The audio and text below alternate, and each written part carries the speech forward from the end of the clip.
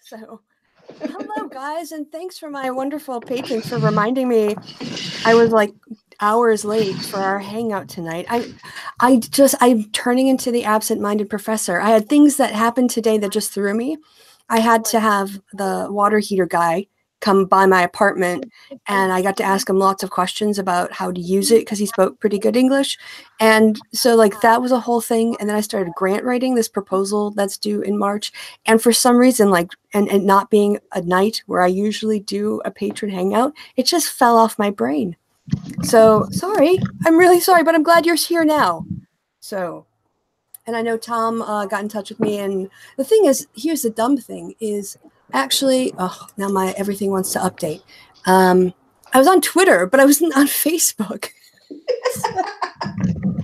You guys could have been on Twitter going, bitch, where are you? But anyway. So 1,000 apologies. How are you guys doing tonight? Good. Okay. That's gonna be I had to run and turn that light off so it wasn't just glaring the whole time. Yeah, you had the kind of rave look going on before. So yeah, I just had a mouthful of pills, so yeah, I'm good. Oh, okay. That could be vitamins or just my regular dried frog pills. Okay. Yes, I mostly avoid, like I have so far to this point in my life avoided taking daily medication for a while. And I probably at my age, I should probably go to the doctor and make sure if that's might not such be a good strategy anymore. Somebody, hi Tom. Oh, I don't know if some random geek is out there too, but hopefully he'll see the link and join as well. Well, he's supposed to be working, so. Oh, okay. Maybe he'll just be listening in. Yes. Hi. Hey, Tommy. Tom. It's been a long time. Yeah. I had the live stream window open, and so I was hearing double. Oh, that's confusing. Yeah, and I didn't get in the first time, so I don't know. First time I tried, so I don't know what's going on. Is my sound okay? You sound a bit. Well, you sound. I mean, we can hear you, but it doesn't necessarily sound like it's coming out of your mic. Why don't you check your settings to see if it's on your USB mic or not? So yeah, but Monday was tough after Carnival, and then not only that, I work a little bit at home in the morning, and then I get some reading done, stuff I can't do once I'm in the office. Once I hit the office, I was in back-to-back 2.5 hours of conference calls.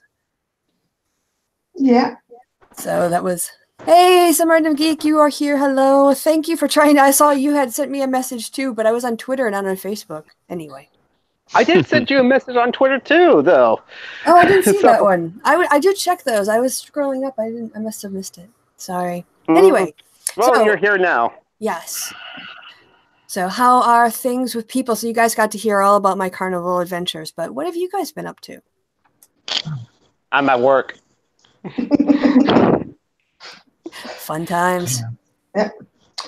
Well, spring tried to kill me last week, but I'm fine now. Is that because of allergies? No, every bad health thing that happens to me happens in spring. Oh, okay. So it's a bad time of year for you. Yes. I'm hoping that this was it for this year. I hope so too. Yeah. And I don't know. For me, I'm allergic to grass, so the grass pollen season starts around spring and continues on until fall, and it just sucks. So it's just like I really need to get immunotherapy to just like get to have no allergies whatsoever. But people have it worse.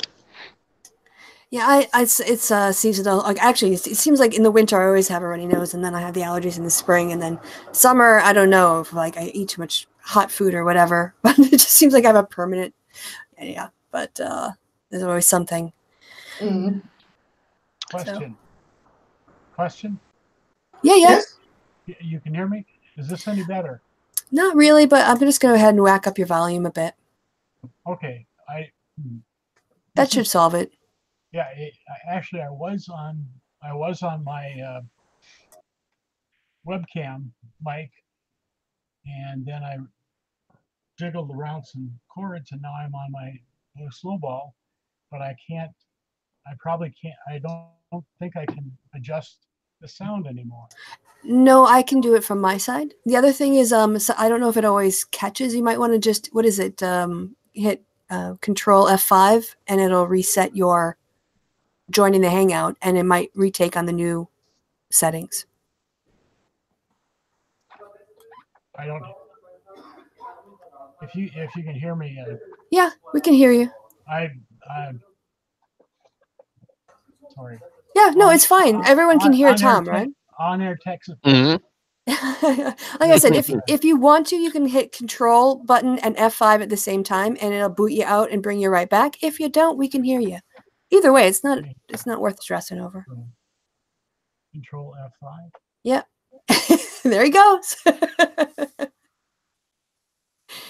And now he's gonna panic. Oh no! And then he's gonna pop back up. We'll be fine. To me, it was always just F5. I never thought it was like Control F5. Huh.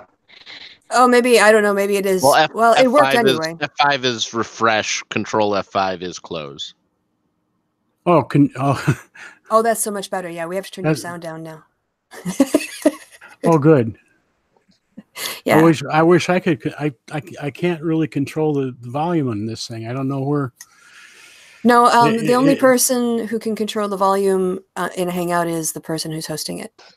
No. I mean, generally on this thing. On your unit? Oh, like on the laptop or PC or whatever. No, it's a blue snowball, and I had thought that it would be.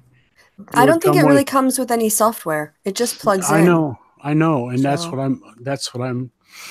I'm finding, and I wonder if I can backfill somehow, retrofit, or find some third-party app. Anyway, I think if you go into like a control panel and like a sound and audio, there might be like an option to like control the volume of your recording device there in the control panel, but you have to go through there. Okay. Well, yeah, system settings. I'll do that later. As long as you can hear me and I'm on my expensive, for me, microphone. Yeah, it sounds really nice. Well, that's enough tech support. Now that I've messed up and Chrissy's messed up, anybody else want to mess up before we get further into this? Hopefully not. Yeah. Hopefully it'll be smooth sailing from here on out. Well, wouldn't hope. How are you guys doing? I did promise some weather conversation when I had my last live hangout, and true to form, it was almost 20 degrees, which is almost 70 degrees today. Yeah, Can I say screw you? Yeah, that's why I live in Wisconsin, mate. Is that allowed in the first 5 minutes? I'll take all the smoke on that. Right now have the problem that when I go to work in the morning, it's freezing. And when I go home in the afternoon, it's way too warm for the clothes I need when it's freezing out. Mm-hmm. You have no idea how little sympathy Tom has for that problem. Yes. It's minuscule. The sympathy that I have. Actually, are you done, Marianne? Yeah. Oh, good. Now I'm going to complain, and anybody else that wants to complain, jump in later, not now, because it's snowing. It's fucking snowing again. Oh, it's snowing right now. It's snowing right now. Wow. It snowed. We had a blizzard over on the weekend, and I dug out from that, and I dug out from a couple of earlier snowstorms. I have a very narrow path. I have a one shovel full wide path from my apartment door to the side to the parking lot, and the snow is piled up on each side about 4 to 5 feet. On one side is actually over 6 feet. Wow. And but on the upside, just before we went on air, the landlady had a front end loader come by and move all the snow from the parking lot, or most of it from the parking lot, and a lot of it from lawns. And so a lot of the places where I was throwing snow up like 5 or 6 feet high, to make a narrow path to my door and my neighbor's door. Now that's a lot of work. That's bare lawn now, and I can start throwing the new snow more easily, and I am happy about that. Good. But when I looked out the window, it had started to snow since 1 o'clock, since we were supposed to start, and we were having a very good time on the chat. I learned all kinds of stuff about German food. Right. I got very hungry, and Marianne owes me a jelly-filled pastry. Oh, a Berliner. And speaking from the chat, David said that I missed a link somewhere. I told him in the live chat that just go to the Facebook group, but I'm not sure if actually David's part of the private Facebook group that we have. So maybe if you put the link into the your Patreon page, then David can see the link there. Got it. I'm on it. No problem. I can also send a link straight to him if we're friends. Yeah, because I don't know. Are you friends with him? I can put it in the chat, our chat. Maybe. So just in case it's faster, I'll do that. So you guys keep talking. As for weather, also in Wisconsin, Yes.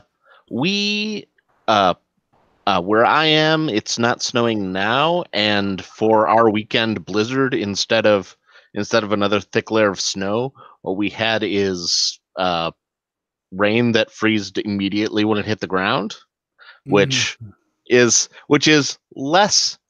better for not accumulating, but is real shitty for driving. Yes. Real shitty. Otherwise, I am on day 12 of 12 days off, so kind of sad about going back to that, but what are you gonna do? Well, the freezing rain is especially bad if you live on top of a hill, like I used to. Oh no. That day I called in and said, sorry, I can't. Yeah. If I leave the house, I'll die. Back in actually, yeah. At least break a few legs and ribs and whatever. Few legs? How many legs do you have? 3. How many have you? I refuse to answer because any answer I give is going to sound wrong somehow. Every answer you give is wrong? Is that what you're saying? No, every answer would sound wrong. Oh, okay. So you're putting the blame on everyone else's dirty minds then. Who said it was dirty? I did. I knew I could count on you. Speaking of speaking of weather, is just in Seattle, whenever it snows, like it did a couple of weeks ago, the city just shuts down. And it's so a couple of days I couldn't get into work because my buses didn't run.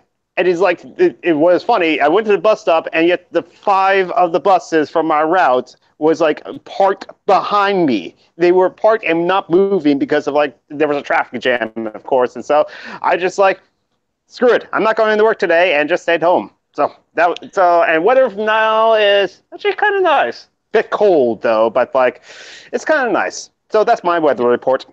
How cold You'd think that Seattle would be far enough north that even with being right next to the ocean, they would still get snow pretty regularly. Nope, temperate zone. Really? Huh. Yeah. Well, you have temperate rainforests not too far away from you, don't you? Yes, we do. It's the Olympics, yeah, in that area, which weirdly enough, a couple of years ago, caught on fire during wildfires. So Really? In the summertime, yes, and we had ash fall this past summer too. So it's 2 years now. So I'm guessing we're going to have ash fall again this year in this summer because climate change is not a thing, apparently. But anyway, that's enough for me. Now, who is that person? Is it the person nominated to go to be our UN rep or someone who is saying, I believe there's science on both sides of the debate? No, there's not. There's science, and then there's people who aren't scientists. Yeah. Well, the Trump's climate panel, I think they all quit, and then he's appointed new ones. And the head of the climate panel is a climate change denier. So Of course, yes. we're screwed. I mean, how many people are to the point where you're like, we're just who still has hope? We could as a species pull ourselves out of this tailspin. I personally don't have hope so long as there's still capitalism, but that's me, and which is why I want to like dismantle capitalism, and that's me. Yeah. Well, Wisconsin. Hi, David. By the way. Hi, David. Yeah. To say what difference an election might make is our previous president, God Emperor 2021. You'll be saying that. Scott Walker, previous governor of Wisconsin, was just very lackadaisical about anything to do with the environment. Didn't really care much about it. We got a Democratic governor now, Tony Evers, and he is working very hard to see if to join other governors in going along in living up to the Paris Climate Treaty, even though the nation as a whole it doesn't do that. He's working to have Wisconsin be part of the solution, not the problem. So elections matter, apparently. Yeah, I mean, one of the things he did was give up the money for high-speed rail between the city of Madison and Milwaukee, which is a 90-minute drive, maybe a little bit less now. The speed limit's a bit higher. But still, the amount of traffic, people who go to just Brewer games back and forth could jump on a train and not have to worry about driving home drunk or polluting. And you're talking about Walker? Yeah. Yeah, well, the route actually went all the way to Chicago, which is even more, would cut even more traffic. Yeah, exactly. Yeah, if I could go down and watch the Cubbies lose by train, that would be. You could have party trains. It would be a thing. Yeah, it would be huge. Kitty. There's a cat. Let's all pay attention to the cat and not talk about climate change and environment and stuff like that. Yes, well, that's why actors try not to work with animals or kids, right? They're always upstaging everyone else.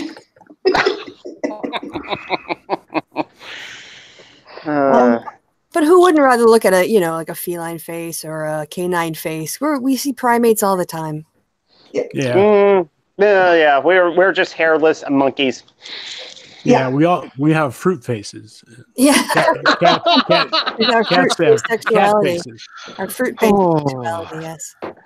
Okay, do you want me to do the impression? But first, hold on. David, hello, how you been? How's the weather where you are? Yeah, are you all set up now? Oh, yeah, that's maybe a thing. He was muting himself while he was setting up. Yeah.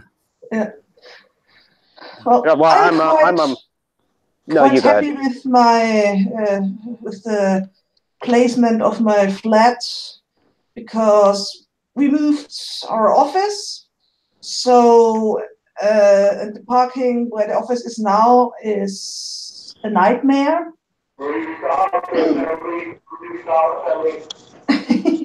And so, but the bus stop is right in front of the front door, so that's nice. That's so nice. Yeah.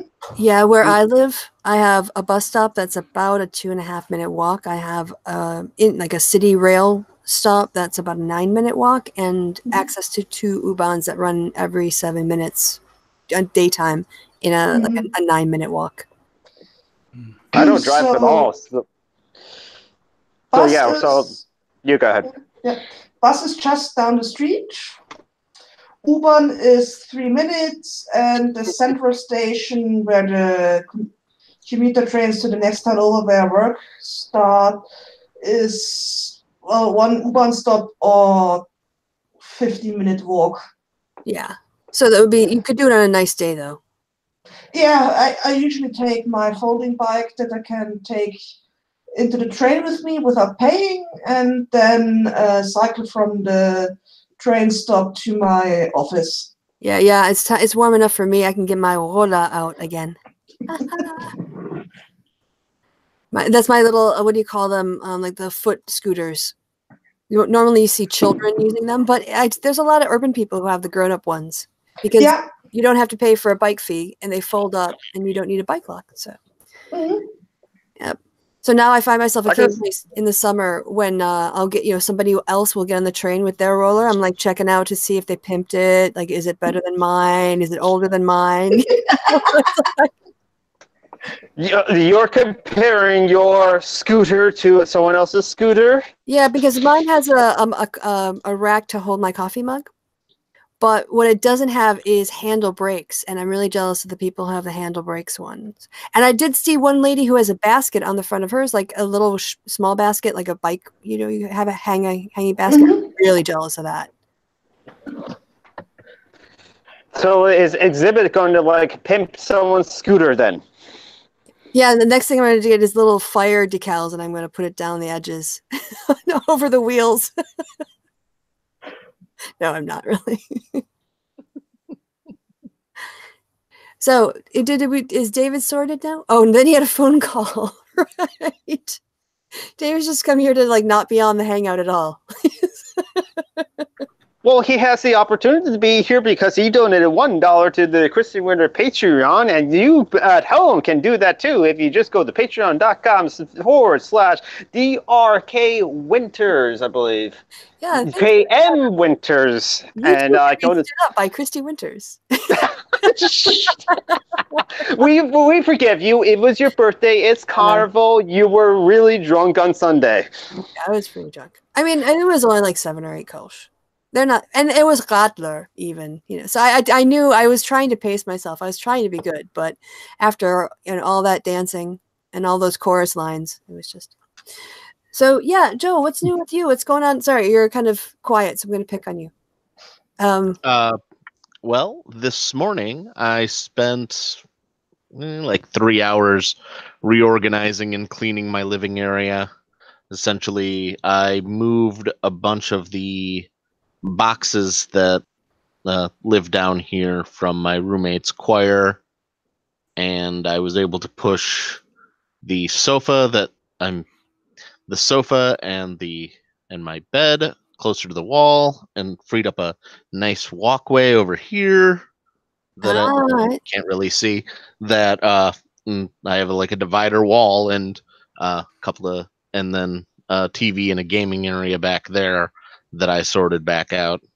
Nice. No, I mean, I know the joy of going to IKEA and getting a couple pieces of furniture, and then you put them up, and then that necessitates a whole sort of waterfall of other things that then need to be rearranged, but by the end of it, it kind of transforms the space a little bit, and it feels really good.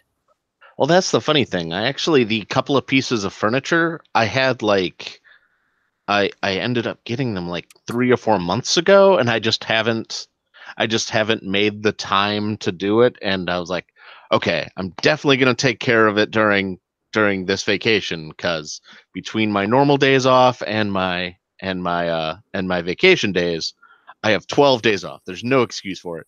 I woke up this morning. I'm like, oh crap, it's my last day off. It has to be done. Get this done. Yeah. No, that's if it wasn't for deadlines, I would exactly. Be done. So I was finally able to put them in places where they were useful instead of essentially just using them as a stop point for my non-perishable groceries. Because there's enough people living here that anything that doesn't need to go in the fridge might as well stay in my living area, because I have an entire basement. Yeah, it's a better use of space, right? Exactly. So, and then it gives you kind of reason to not have to pay for artwork. There's that. You just say it's an homage to Andy Warhol. Yeah, well, I was going to say. The thing is, the walls aren't finished, so putting artwork up would be tricky because cold concrete does not go well with, nails or tape or really anything that makes it things adheres to walls. Right. I have the opposite problem. I have a lot of movie posters that only some of them I was on the wall, or even so that on my walls, it makes it easily. Then sometimes Ooh, you might want to. You're really robot geek. Yeah. Okay, I'll figure something out. Yeah. Maybe. And now it's better. Yeah. Well, you know, Joe, you could get one of those. What is it? It's like a one-shot nail gun. Thank you, Kristen. Whatever you did. Does that fire into concrete though? No. Okay. Yeah. Well, yeah. It's got a. Yeah. Is it too loud? David. Sorry. What? Sorry. David wants to know if we can hear him. He's not muted from my end, and I've got his sound all the way up. Sorry, I just got the message in the chat going, I can't. Can anyone hear me? So I just wanted to acknowledge, no, we can't. Not sure why your mic isn't picking up sound. I don't know if you want to check it on the settings on the Hangout, or if you want to look at your system settings to see what mic you're connecting to, and maybe try swapping out your audio mic settings on your system. Sorry for the technical interruption, everyone. Yeah. Joe, yeah, the what I was talking about is use hardened concrete nails, and the tool has a place for a 22 blank round, and you put it up next to the wall and you whack it, and the 22 round pushes the concrete nail into the concrete, even pretty hard stuff. That seems excessive to put up posters. Maybe I would do an experiment with super glue. I would do it. I would do it just for the fun noise. The pure joy of possibly cat cracking concrete. You can the nails are square. They're built for concrete. For hardened concrete. I've used one of those things in a garage we built some years ago. That was kind of fun. So did you have to buy that from a hardware store, or could you rent that from like a specialty place where you also can get plasma cutters and that kind of like male masturbatory DIY stuff? They're not expensive. Really? I think I probably bought it. It's essentially a zip gun. It's like a homemade. It's a couple pieces of tubing, with a chamber for the 22 blank round, and don't mix that up. No, you don't want to do that. And when you and a plunger for the firing pin. So when you hit it with a hammer, that pushes a firing pin into the rim of the 22 round, shoots it off. It's probably a $10 tool. Dang, it's like that seems pretty deadly potentially, but I guess there's lots of things that are deadly, like saws, nail guns, just regular nail guns. Yeah, what was that guy from who was going around killing people with air in that Coen Brothers movie? Oh, No Country for Old Men, and Anton Chigurh. Yes, wasn't he just sort of like hitting people with a really powerful squirt of air? Isn't that the thing? Yeah, so. It's designed to.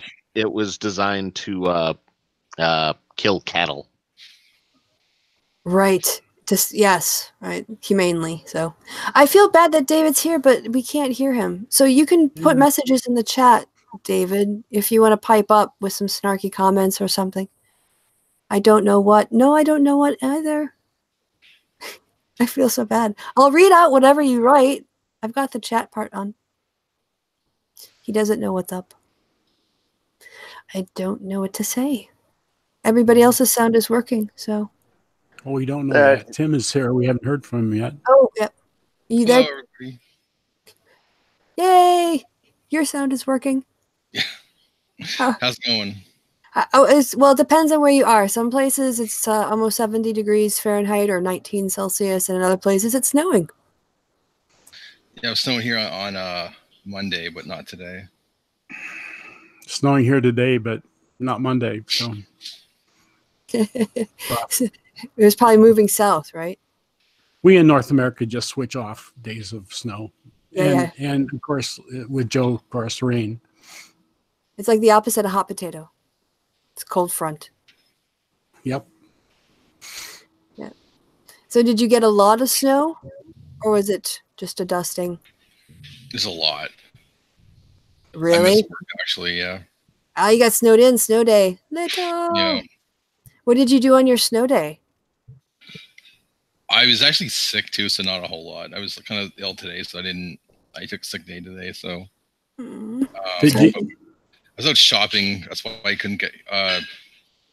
That's why I'm here like an hour late, because we had to go do a little banking and shopping too. So.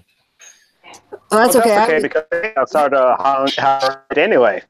Yeah, I just totally forgot about the Hangout because it's off my schedule. I'm thrown. Yeah, So. Tim, did you get that blizzard that we got in Wisconsin Sunday? It's probably the same system, probably, because it kind of blew. It went like across, like I think, like did it also hit New York too, and then go up the coast?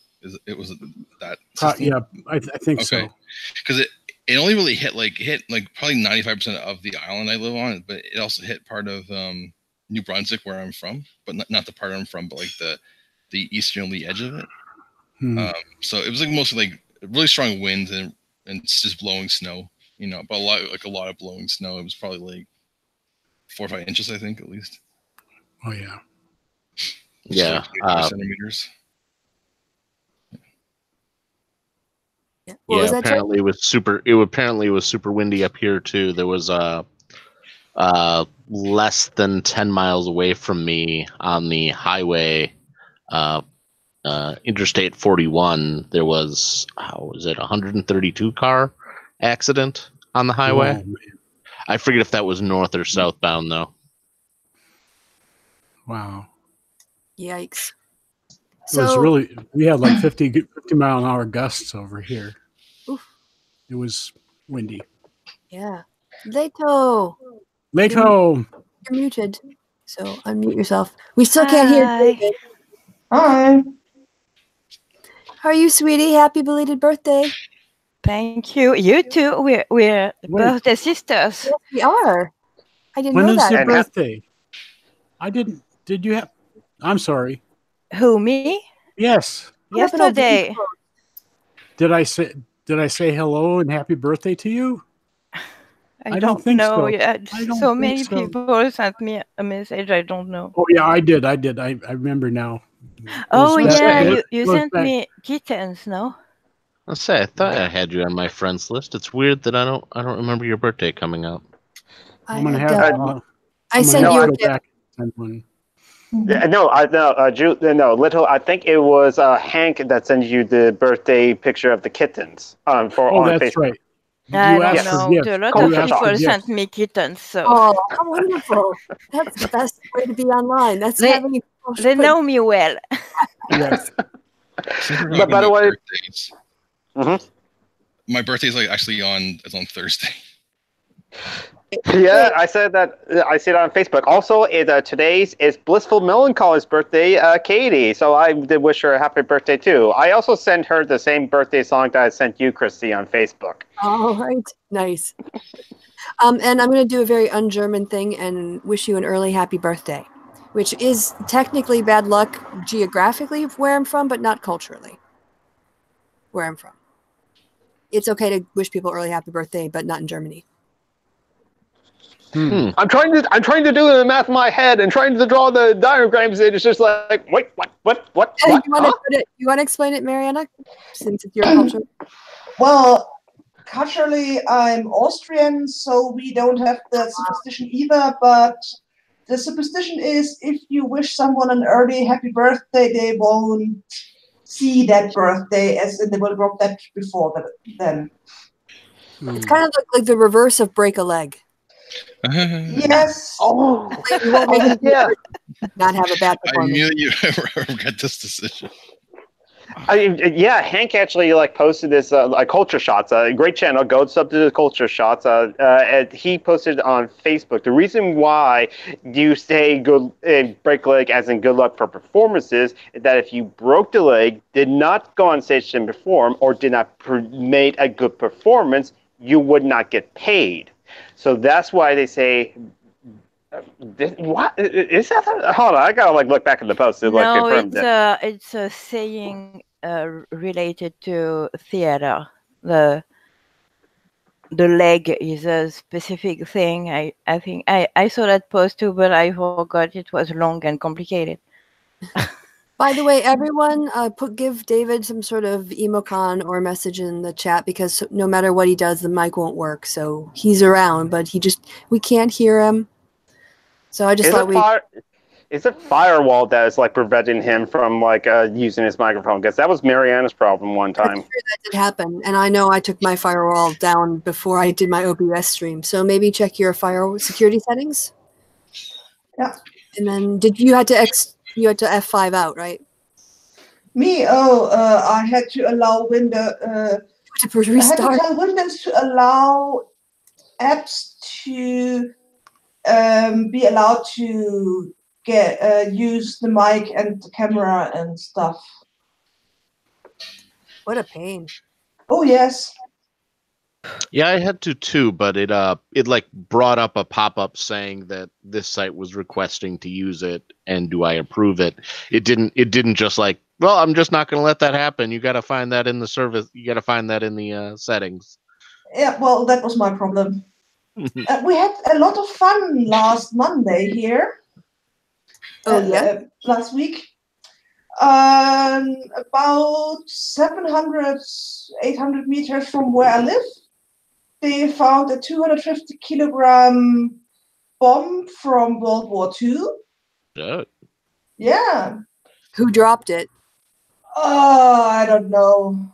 Oh, because would you know if it was British or American or? I have no clue. Okay. And they couldn't defuse it. They couldn't transport it, so they had to detonate it in place. And the people in the nearby hospital, because the other hospitals in the city were all full, they had to be driven very far away. And they did it really, really well this time because, as I said, I only live 700 meters away. I didn't hear a thing. Wow. Yes. And right next to the site is a hotel in the shape of a pyramid with complete glass facade. Not a crack anywhere. Wow. Which is a huge step up from the time they had to do that. They had to detonate in place in Munich because they destroyed plenty of window panes and lit a few houses on fire. So they learned. Yeah. That's the second time that they found a bomb since I moved here. Oh, it was probably 2011. I heard, at least in the area, kind of, but. Well, there's a lot more that you don't hear about because it's just old hat. They find about, well, this time last year they found another one here at the other end of the city, but I would say they average about 2 a month. Wow. And this is how many years after the Second World War? Yes. Decades. 70-something. Wow. So, by the way, I did find that post from our good friend Hank of Break a Leg. This theatrical expression originated in musical hall and vaudeville days around the 1800s. Producers would have on standbys as many different acts as possible to fill the bill. It was not viable to pay every act. So if they didn't actually appear on stage, or they get to break the visual plane of the leg line, wing masking, they receive no pay. Break a leg became good luck, which that you would perform. You would be paid for performance. So it's when you actually go on stage, that's when you're breaking a leg, and that means you will get paid as well. Ah. Every day is a school day. Yeah, I thought it more had to do. Well, I was told it had to do with the all the superstitions of theater. That people were so superstitious that if you said have a good performance, that was like a curse. So break a leg was sort of like the opposite of a curse. It was like, I was told that you wish some people to sleep on horse shite because there was a lot of people coming to the performance and there was a lot of horse shite because people came with horses. That's why I was told. Well, this is the thing is, the phrase can be put into use and circulated and then take on new meanings in different communities, divorced from the original source of it. So what it comes to mean might be a reflection of the culture of that period where it sort of established its meaning in that place. I don't know. It's, etymology. There's a lot of time. It's interesting. Like people's jobs are to look back and try to trace the origin of a word. Like that's a job. If you work for a dictionary, like the Oxford Dictionary or something. I had a friend at university who was she was Swedish when we were in Norway, and she was studying basically the origin of the names of each town or city in like the Nordic countries. So that's sort of like her area of study. So we talked about it at different times about how this is what this means and this is how it started and it changed, and so it's very interesting kind of science. Etymology is super interesting.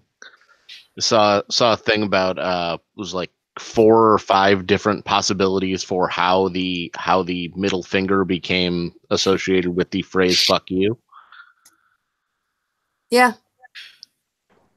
How I always heard that happen, it was like bowmen need that middle finger to so if they actually have their middle fingers, instead of them being cut off when people sneak into the castle at night to cut them off, then that means, we still got our middle fingers, so screw you. Well, that's actually an origin story for the British use of the V when you sort of shake your 2 fingers up at people, and they trace it back to Agincourt, where the decisive factor in the battle was the use of the longbow, which required more finger strength or whatever. And so it's, used as a taunt after that to say, we can use our longbows at you. But the middle finger just being the single one, that's when I think, well, the American context. And I don't know the etymology or the origin story of that. I don't know if it's meant. Yeah. So what was the idea? Oh, like I said, that's one of those things where there's essentially like 4 possible stories, and the one that Geek was talking about is actually the most credited one. So one finger or 2 fingers, or just the 2 fingers? Particularly in which I'm trying to remember, I want to say it's towards the end of the 100 Years' War, and it's essentially it was essentially as part of a taunt after, and essentially it was mistranslated from "pluck you" but like I said, there's multiple possibilities. Yeah. Long bows were U bows, so yeah. Well, maybe Jonathan can see if anyone in the chat. Yeah, if anyone in the chat has anything to offer beyond the wisdom of our group. Let's see if David can be heard now. He tried again to join because he turned off his sound entirely before. Hello. Yes! Yay! Success. Great. You're hearing me, right? Yes. Oh, God. Well, I did what we in Sweden call a Norwegian service. And what is that? Restart. Oh, restart. Reboot. Yeah. Just reboot everything. Yeah, Control Alt Delete. Yeah, basically. Yeah. Someone, So This they wrote a one- joke saying, imagine if to open up your car, you had to like touch the handle, a windshield wiper, and your car antenna all at the same time. Because that's what like Control Alt Delete is. Mm. And it's funny because My it's so car- true. My car actually has those handle like the built-in buttons that unlocks it. If you have the keys in your pocket and you want to get them out, you can just hit it once or twice and it opens up. So I kind of have to. Like you have to shimmy over and do the butt with your Yes, car. yes. Sometimes I have to like try to like get it to hit it with some other part of my body other than my hand. Yeah. Is there a rule that you have to sing, do a little dance, make a little love?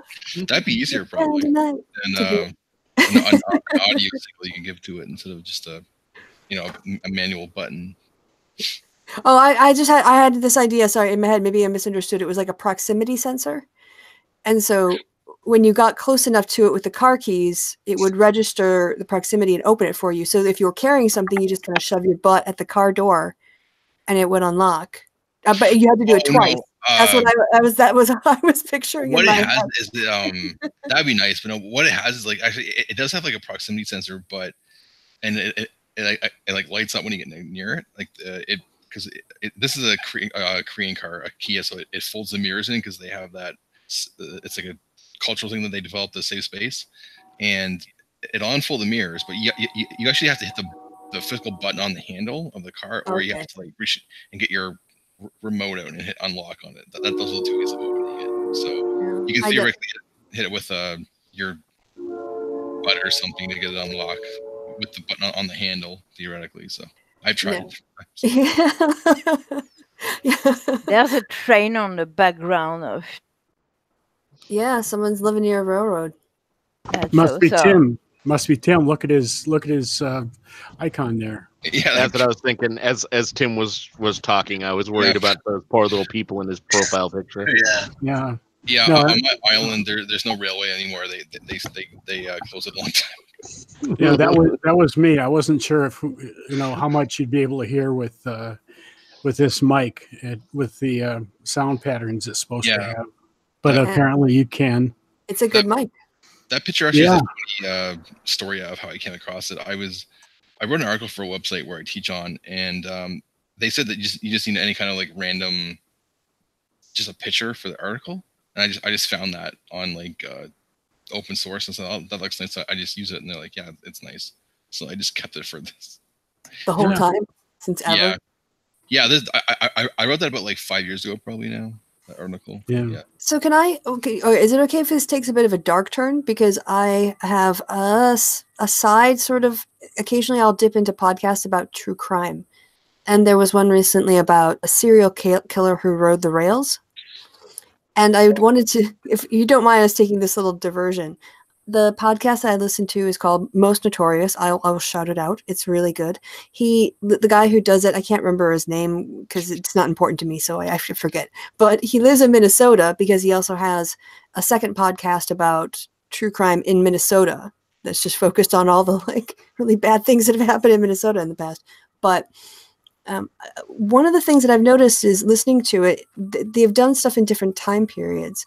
And, it was a kind of a thing in America for a while, like axe murderers were a real thing. Like the guy who rode the rails was an axe murderer. And there were a couple other people who were, tried for axe murdering. And I'm just kind of like really glad we're past that as a culture, sort of thinking back. Also, we don't have a lot of poisonings by arsenic or strychnine anymore. That's also, I think, a good thing that we've left in the past. Yeah. So what you're saying, Christy, is gun violence is much more sophisticated. Well, there's other countries that have managed to control that. So I figure it's much more efficient. Yeah. So we don't have a lot of axes around anymore. Most of us. Yeah, I'm sure. I have a couple, but I almost never kill people with them. I have a axe murderer in America is probably like Lizzie Borden, probably I would say. Very famous one, yes. Yeah, like the most famous, probably. But there was a guy who, they didn't have the term for serial killers at the time, but there was during late 1800s, early 1900s, a recent book so what the author or the guy who does the podcast Most Notorious will do is he'll read a true crime novel and then get the author on. And in about an hour, he goes over the general story. That's where I heard about the serial killer in Nazi Germany, the guy who was a serial killer in Berlin. And so in this case, they brought someone on and they had a theory of the case because they found all of these crimes that had the same patterns. The families lived near a railroad. The crimes always took place at a certain time of day. He would lock up the house afterwards. He had a certain way of killing people. And they were able to find all of these ones that were linked. And they found what they thought was the first crime. Because in a serial kind of killing like this, they usually start with people they know, and then they'll move on and start, doing more random ones. And so they found what they thought was the original crime, and the whole book was sort of like trying to make the case that this guy was responsible for all of these murders.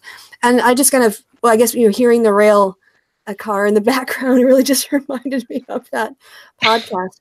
But also it's fascinating to me because it's a historical puzzle. They're using evidence and data and collecting it in ways that this just couldn't be done in 1908, and we're retroactively trying to solve crimes. And I just think that's kind of a fascinating thing. And I also think it's fascinating that we want to do that as sentient creatures, like figuring those things out and trying to solve a puzzle and maybe putting something to rest is important to us, even if it doesn't touch our lives personally. Because that terminology came out, I believe, in like the late 50s or early 60s. That's when the FBI started developing the whole the profiler role, and then it kind of grew from there into like what it is now. It's like an exact science almost. There's also the documentary about Ted Bundy on Netflix, which the first episode I have some aesthetic questions about, but the rest of the series was really good. And he was doing cross-state murders. And because it was the 1970s and there was more mass media, there was more communication, and they realized that they had similar patterns of the crimes. And his spree actually led to the first time there was an interstate police meeting where everybody brought their unsolved cases. And they tried to figure out which ones match the pattern and work in that way and identify like a serial killer on that scale. So, like part of it is, I guess, driven by the crime, but then also technology and psychology has been absolutely huge in sort of looking back now in the past and identifying things that we would now call a serial killer. Yeah. Well, criminal profiling is a bunch of bullshit. It doesn't work. Really. Well, if you look at it, maybe not say prospectively, but if you look, in terms of the statistics, there are certain patterns about certain crimes. So I know that there is the dangerous triangle with harming animals, bedwetting, and something else that I can't remember that shows Fire up. starting. Yes. Fire starting. Yeah. So some of these things can be linked up, and at least, I don't know. I guess I'm not a forensic a profiler. Maybe I just watch too much TV. But the profiling in the sense of looking at the crime and then making a kind of profile, yet that the killer is probably this age, doing hobby X, like presented on TV. That doesn't work. There hasn't ever been a serial killer that has been caught by a criminal profiler. It's just like one tool to have. It's not exact. It's like it's just an outline of what they think their personality. Like, I think it's a way to maybe narrow or a pool of suspects, or to be able to exclude certain types of people based on, or put them aside for the moment and rank order based on other previous patterns of people who did these things. Well, that doesn't work, because if you take what was, I think, the Una Bomber, the profile the profilers created was more or less the complete opposite of what the guy who actually did it turned out to be. Ted Kaczynski? Yeah. Yeah, I think. That's his name. Yeah. If I could interject. Yes. For a moment. Yeah, well we had a Swedish prime minister murdered in the 80s. And one of the first things that the Swedish police did was release a phantom picture, some rendering that an artist made based on descriptions of a man running. And as far as I know, because this investigation is still ongoing, they haven't caught the killer, that really made the investigation go in a very strange direction.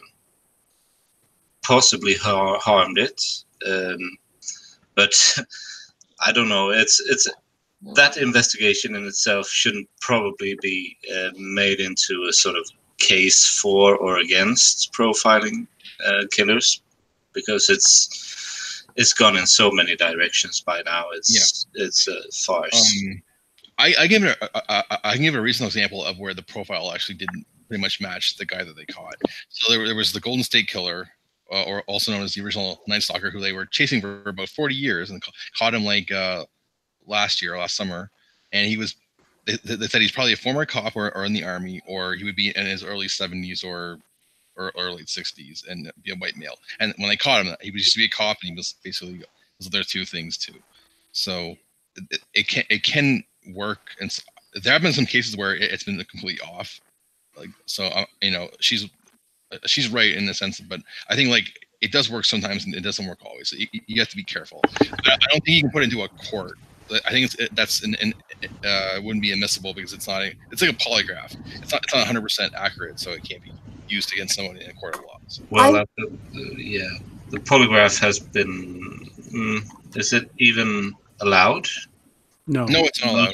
No, it's inadmissible because it's not 100% accurate. I think that it's been taken.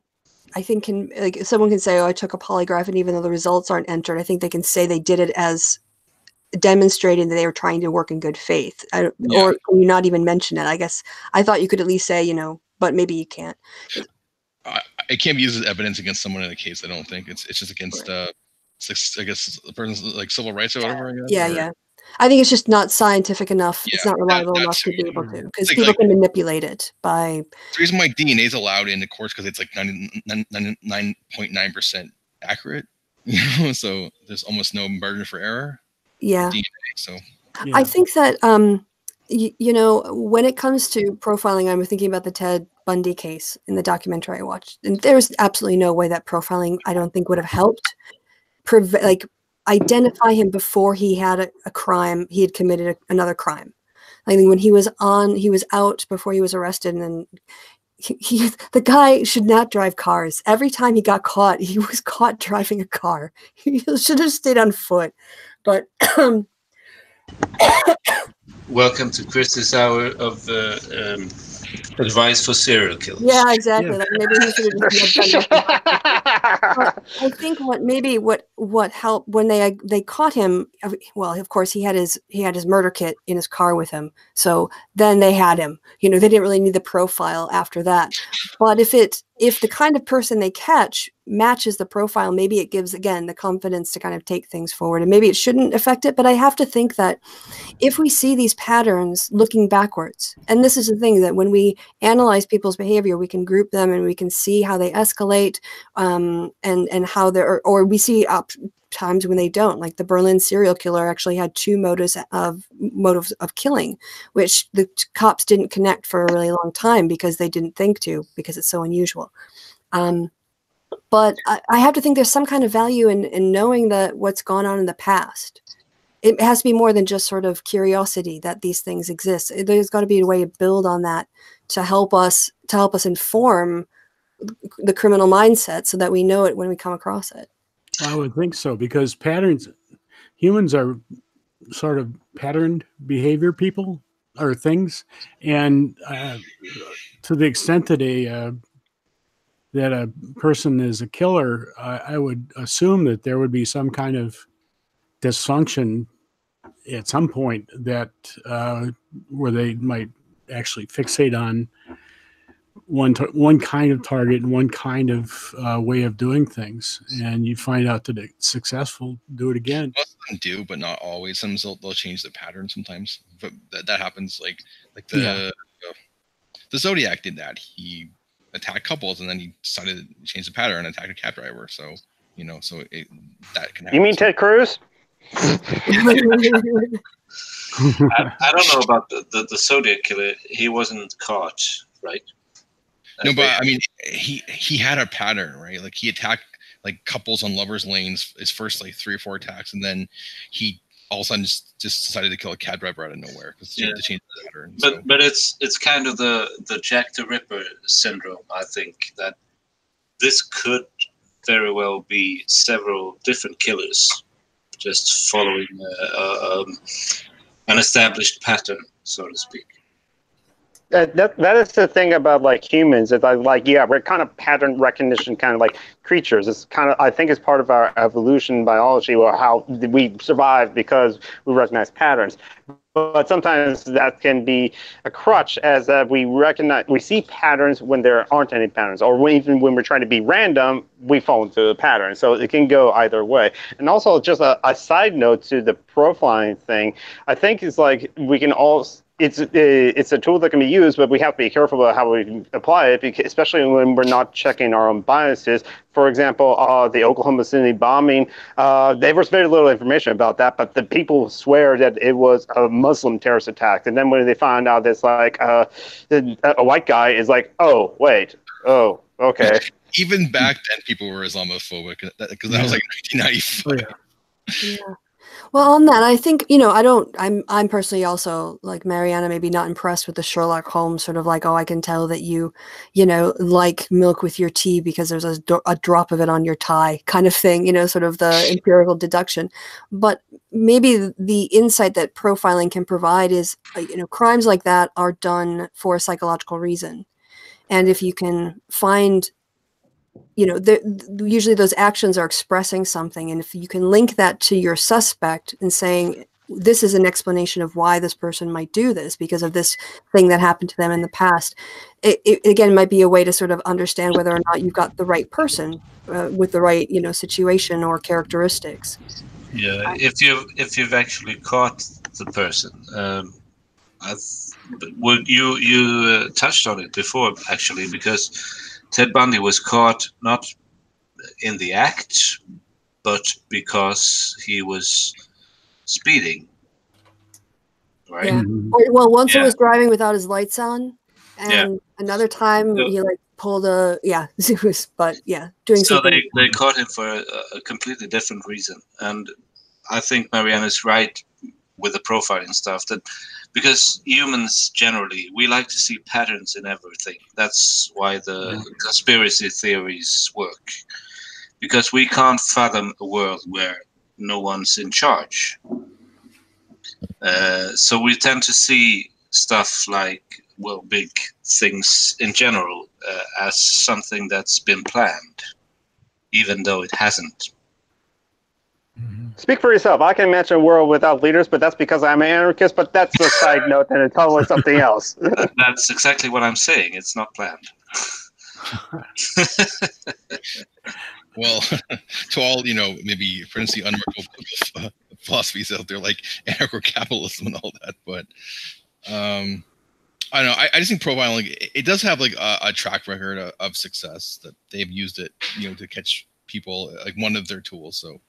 And again, at the end of the day, it comes down to eliminating, because if a crime is committed, the FBI literally has an entire nation of suspects. And so if past is in any way of narrowing down that suspect pool, then looking at previous patterns seems a way, at least to start, to go in the right direction. It's one of the hardest things in police work to do. So. Yeah. Well, also, when it comes to murders, I don't know the percentage, but a huge percentage of murders are done within the circle of the family, the friends. So 90% or something like that, I think. Yeah. So in those cases, you don't really need any kind of profiling. You just search the people around the victim, I would say. Yeah. For When example, it's a lack of a suspect. Oh, sorry, go ahead. For example, most women are killed by an intimate partner, so yeah.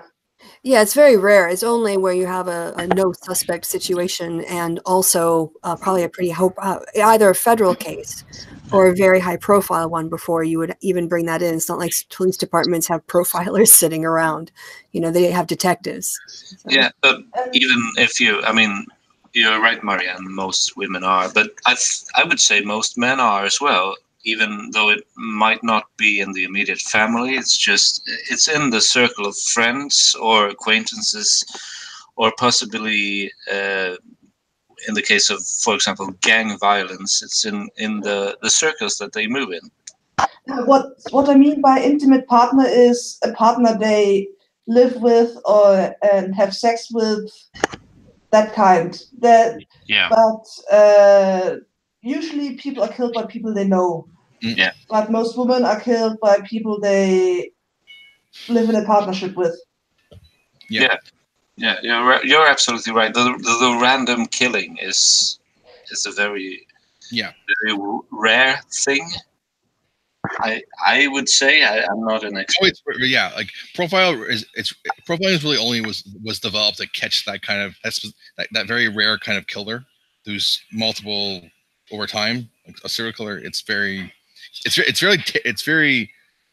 was designed to be very only for that kind of killer, basically, not for any other kind of killer. Right, because if they're passion killings or motivated by revenge or money or something, it's one-off. Very narrow, very focused on serial killer. Which in a way returns to the conspiracy thing, because when you look at sort of famous deaths like Marilyn Monroe or Martin Luther King or whatever, you tend to see, well, they should have been killed by someone they knew. So then the step is not that far to involve the Kennedys or whatever in these killings, because that's who she knew or who she associated with. So in a way, it's rational, but it's still irrational, because it doesn't make any kind of sense if you think about it. Yeah. I think we have a tendency to want to explain things, and that often means blame. Yeah. Because we want accountability, even for things that are just going to happen. We still want someone accountable. Yeah, just like how we crave a conclusion to things, like even like someone's personal trauma, they would like to talk to the predator of that trauma and stuff like that, and they want to confront them. But the thing is, from what I've heard, it's just never satisfying. So we got to accept that we're not going to get satisfying conclusions to things, and we have to move on from that. Yeah, that's an internal process. It's not something someone else can give you. You should, in my opinion, I think the way to do it is on your own terms and for yourself. And because if you wait for an external validation, it might never come. So why wait for that? Just, take back your power. But I mean, people have to come to that. It's not like you can start from there. So another thing I remembered, because you mentioned strychnine, people are trying to cure the children of autism with strychnine. They call it something else, but it's strychnine. Oh. Yes. As if feeding them bleach wasn't enough. No, they have to poison them. Curing autism sounds exactly like curing red hair or green eyes. Yeah. So stupid. I read an article the other day that says there is a correlation between the rise of far-right political parties and anti-vaxxers. That movement's getting strengthened again because of the rise in Europe of the far-right parties going on. So they've actually connected the two of them. So that was kind of interesting. Well, I mean, anti-intellectualism is certainly a binding factor between the two groups. Mm-hmm. Oh yes, and there's a pretty large alternative medicine movement over here. Is the German New Medicine, which is exactly as racist and anti-Semitic as you imagine from the name. And but I think the anti-science. Well, you have two flavors. You have the hippy dippy organic lentil quinoa crowds. Who are afraid of the evil toxins. And you have the right-wing conspiracy lunatics, for whom vaccines are mind control or something. Mind control? What? Yeah. No. Yeah. Oh yes, have you read it? Yeah. You get Yes. nano machines with your vaccines that do something. It and would cost way more money if there were nanomachines in them. Yeah. Oh yes. Well, the government is funding it. See, the government is pushing it, and they want robots, so they fund the vaccines, and that's why they put robots in the micro robots in the vaccines and make you docile. Yeah, and then you become a serial killer. Yep. And Okay, then you get smallpox and die. So and the chemtrails. Don't works forget out. chemtrails. Yes. Chemtrails, yes. Now, okay, so Philip K. Dick wrote a story about this where the vaccines actually inject like nanomachines into you, and then you get controlled by the government. Has that science fiction story been told? Probably. Well, okay. I'm sure it's on a Chan. Yeah, Hubbard has probably told it. That's how he's making money. It sounds more like Philip K. Dick. Yeah, he would do that. Yeah. When I that man, yeah.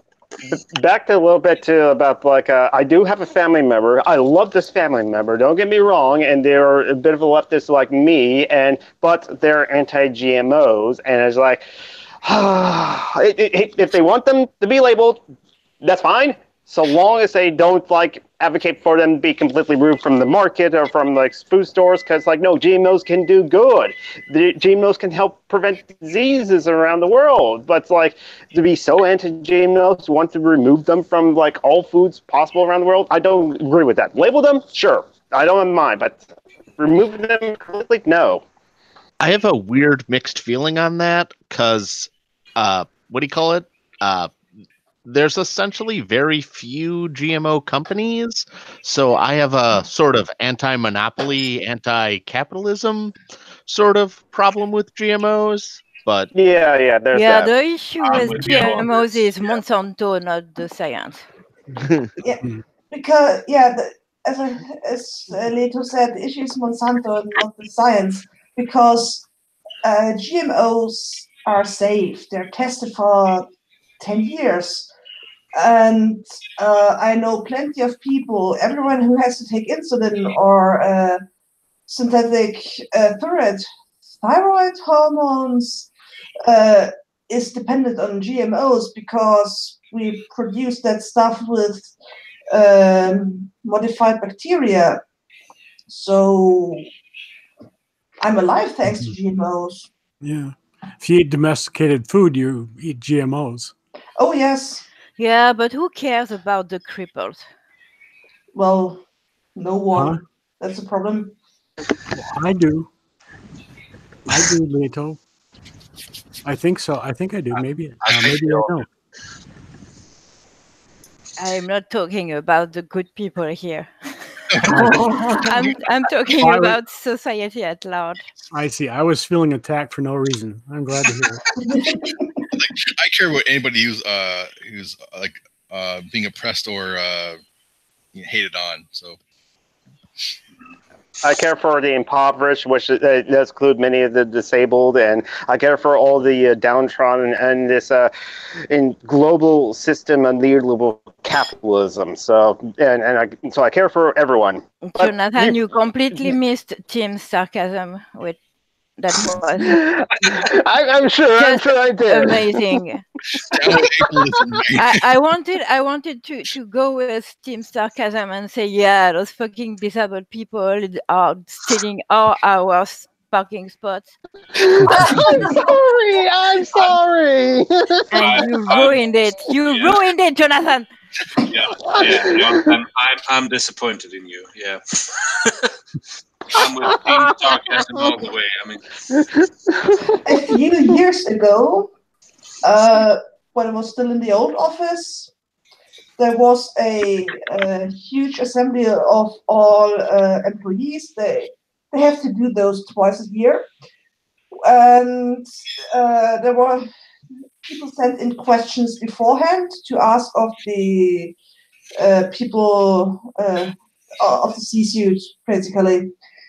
And the parking garage below our building was very full, and if you came a bit later, there wouldn't be any spaces left. And someone asked, well, do we really have that many disabled employees? Because when I come around 10 o'clock, all disabled spaces are free, but no normal spaces. And can't we make normal spaces out of the, at least some of the disabled spaces? And this question got the written answer, not the verbal one, but the answer was nope. The number is mandated by law. that's good. Yeah. Yeah, I tend to, and this is, I don't know if it might be problematic, but I see disabled spaces being occupied by blatantly not disabled people outside grocery stores and so on, and I think, well, of course they're mentally disabled. They don't understand the concept. I did see one person mention that she has a parking sticker for her son who's disabled that she cares for and takes around. So, I mean, I don't know where she was like, then of course, if you're on your own, you shouldn't be parking there because you're on your own. Just a note, you don't know who is disabled and who is not. That's so right. if someone has a parking sticker, they have a parking sticker, just mind your own business. Yeah. You're absolutely right, Lito. These people that I'm talking about, they don't have that. Oftentimes, they even have the motor running while they're parked in the disabled spot. So like gonna hop in, buy the thing, and run back out. Yeah, I'm only here for 2 minutes. Exit. Yeah. So yeah, these are not disabled people. They are just lazy.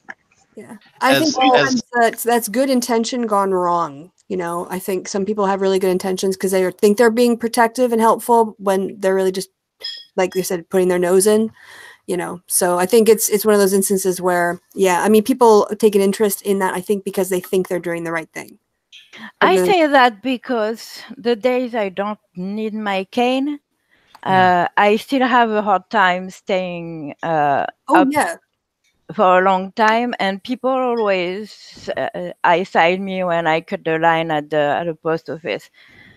You don't know who is disabled or not, so right. And you know, waiting in line could set you off or make you hurt later on. So you know, it's like also looking at your health in the moment, not just when you have to, you know, use a cane. Yeah, it's a lifetime thing. People really see disability as a mobility issue, but not only. There's a lot of people who have anxiety issues and chronic pain issues, and those are things that you can't see with your eyes. So it's important to remember that it exists and try not to give people shit, even if you think you're doing the right thing. Yeah. I try to remember the last time I called someone out on this. They were parked across at least 2, maybe 3 disabled spaces, and there was a woman. Someone who does that is clearly not disabled. Yeah, there was a woman in the passenger seat, and the motor was running. So I'm pretty. I feel pretty safe that this person had no business being on that spot. Anyway, for parking spots, it's not the issue. If they have the sticker, they have the sticker. If they don't, they don't. They didn't have the sticker. If you don't have the sticker, You only don't need park one. here.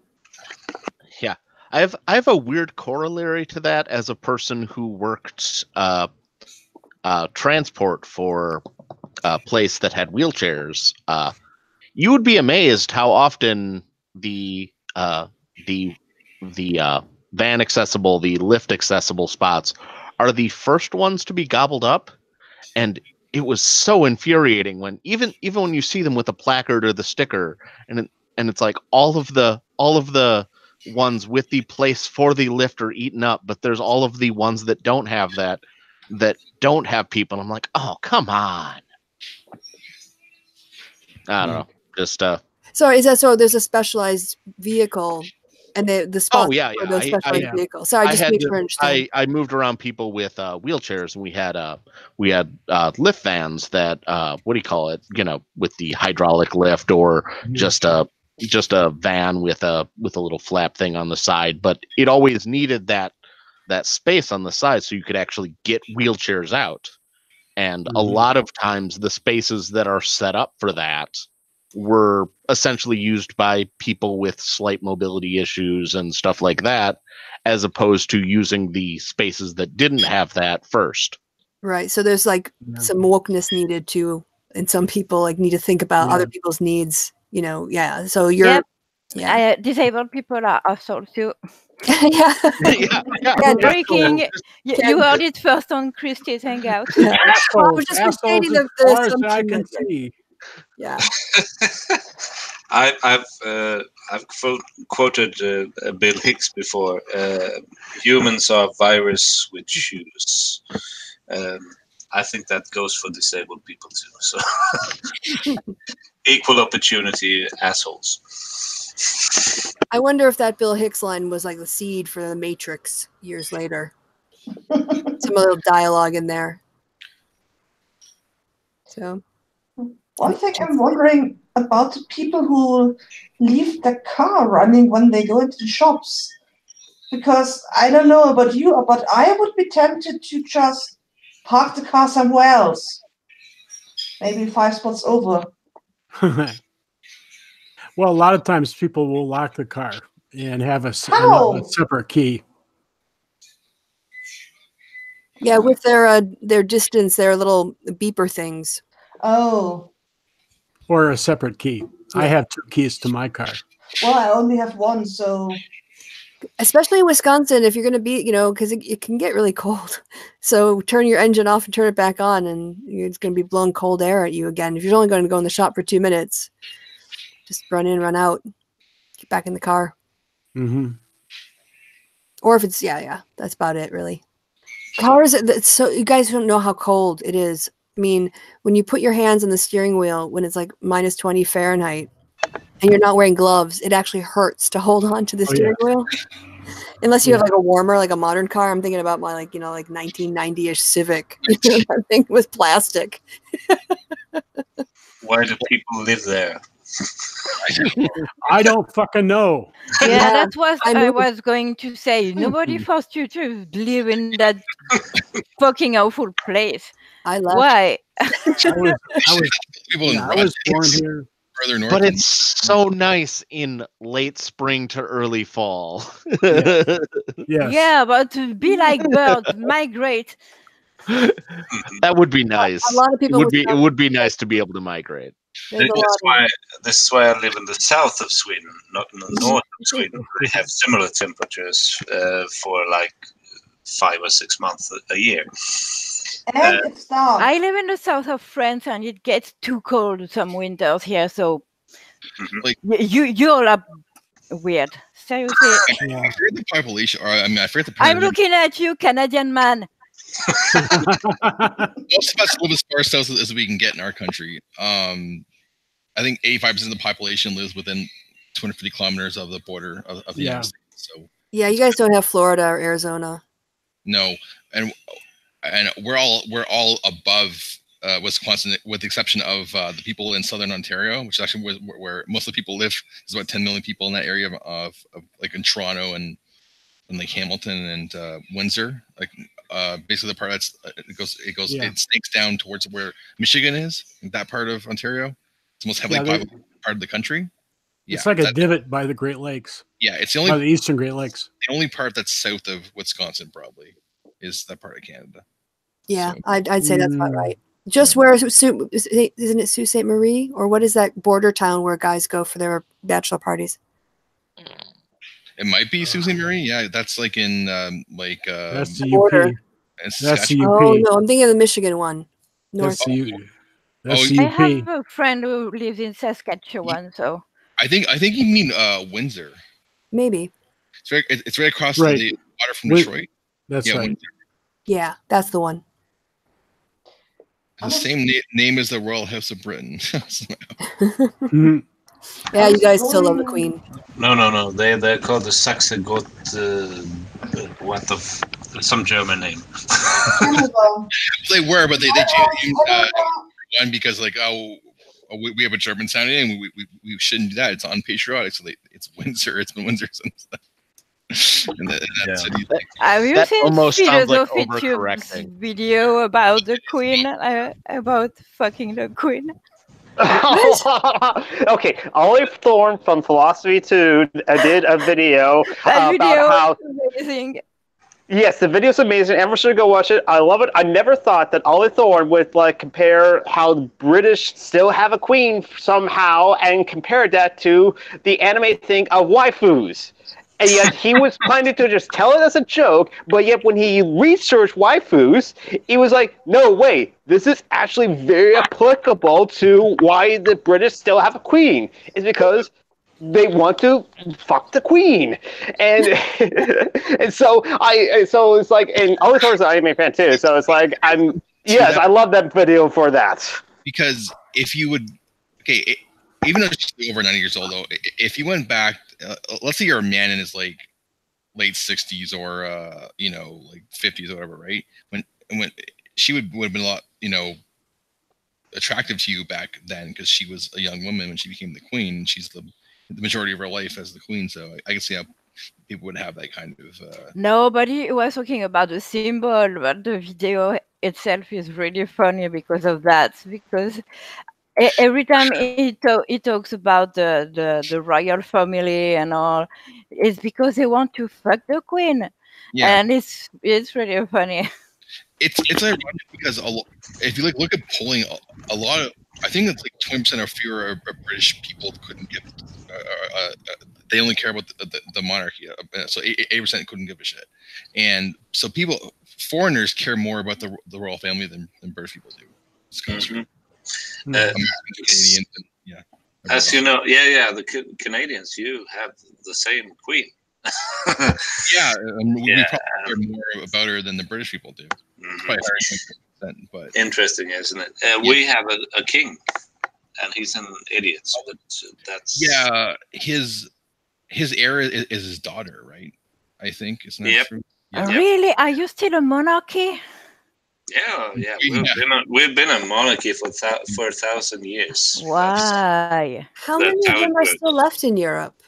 There's a lot. We have a French royal family, by the way. Guillotine the motherfuckers, for fuck's sake. We have one of Napoleon's. List them off. So there's Britain, there's Norway, Sweden, Denmark, Spain, the Netherlands, Belgium, Luxembourg. It's really a Northern European thing, huh? Liechtenstein, I think, still has their. Well, the French still have Monaco. So. Monaco. No, Spain has a king too. So. Yeah, San Marino, I think. Yeah, San Marino has their. Well, it's. I guess it's technically duchy. It's the Grand Duchy of Luxembourg, is what it is. Yeah, but we have a king, and he's the descendant of one of Napoleon's marshals.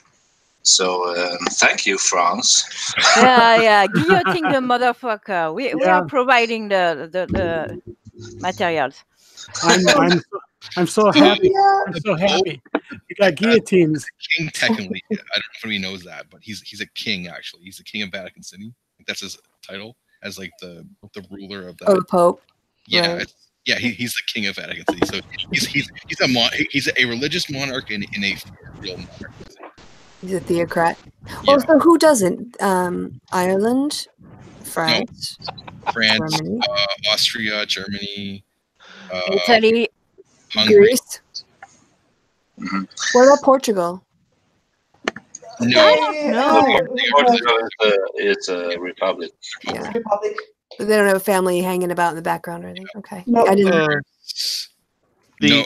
Romania doesn't have one, or the 3 Baltic states don't have one. No.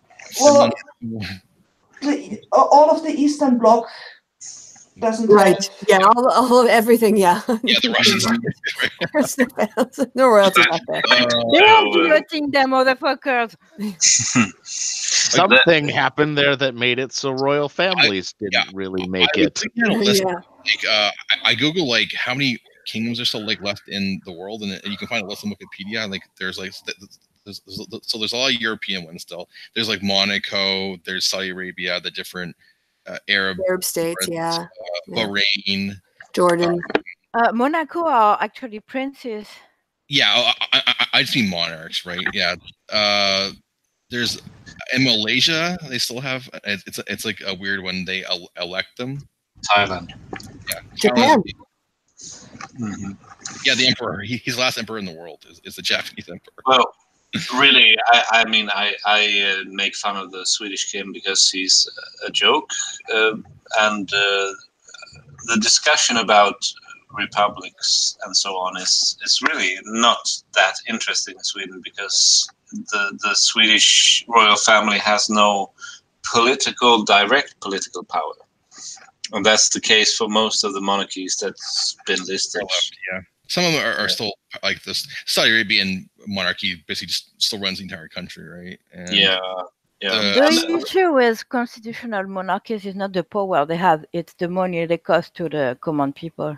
Yeah, I know. Like Thailand as well, where the royal family is sort of it's a situation where they have a lot of influence over politics, but they are not in charge. I think the king of Swaziland, which is one of the countries inside of South Africa, he's still an absolute monarch too. He still kind of runs everything too.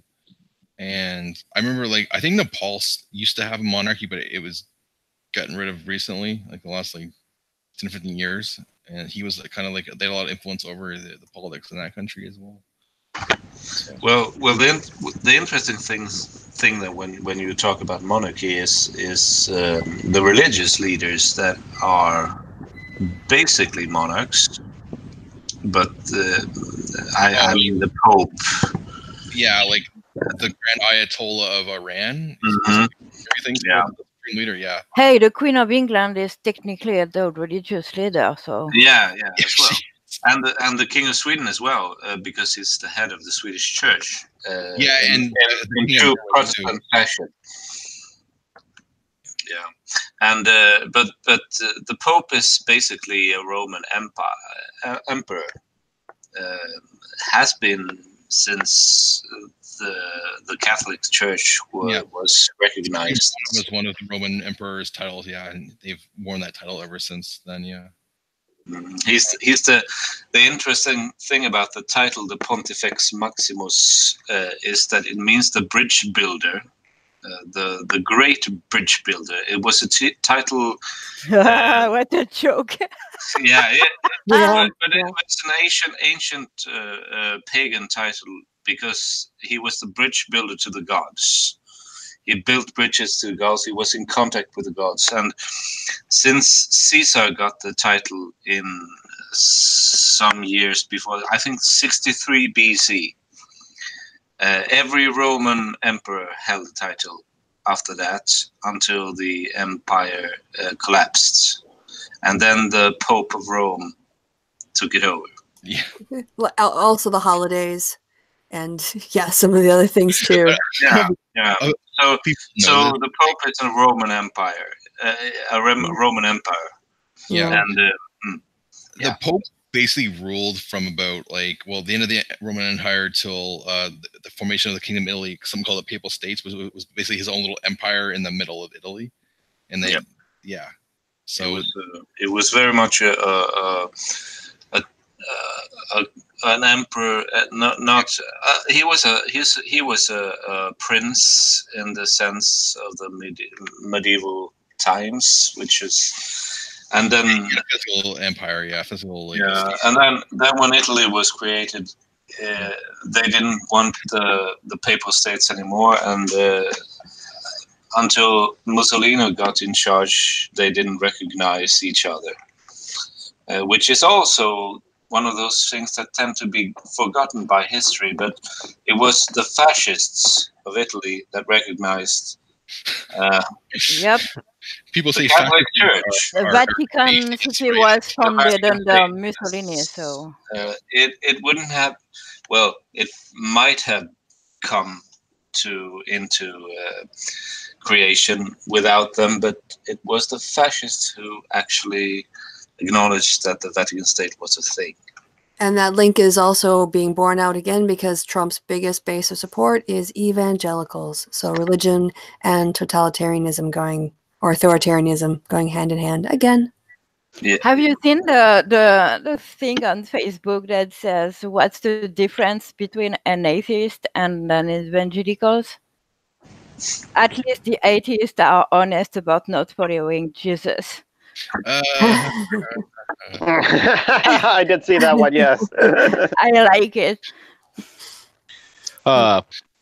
Earlier when we were talking about the kings and Leda brought up guillotines, a silly joke came to me. I'm sorry, I'm French. I'm no, a no, little no, bit obsessed.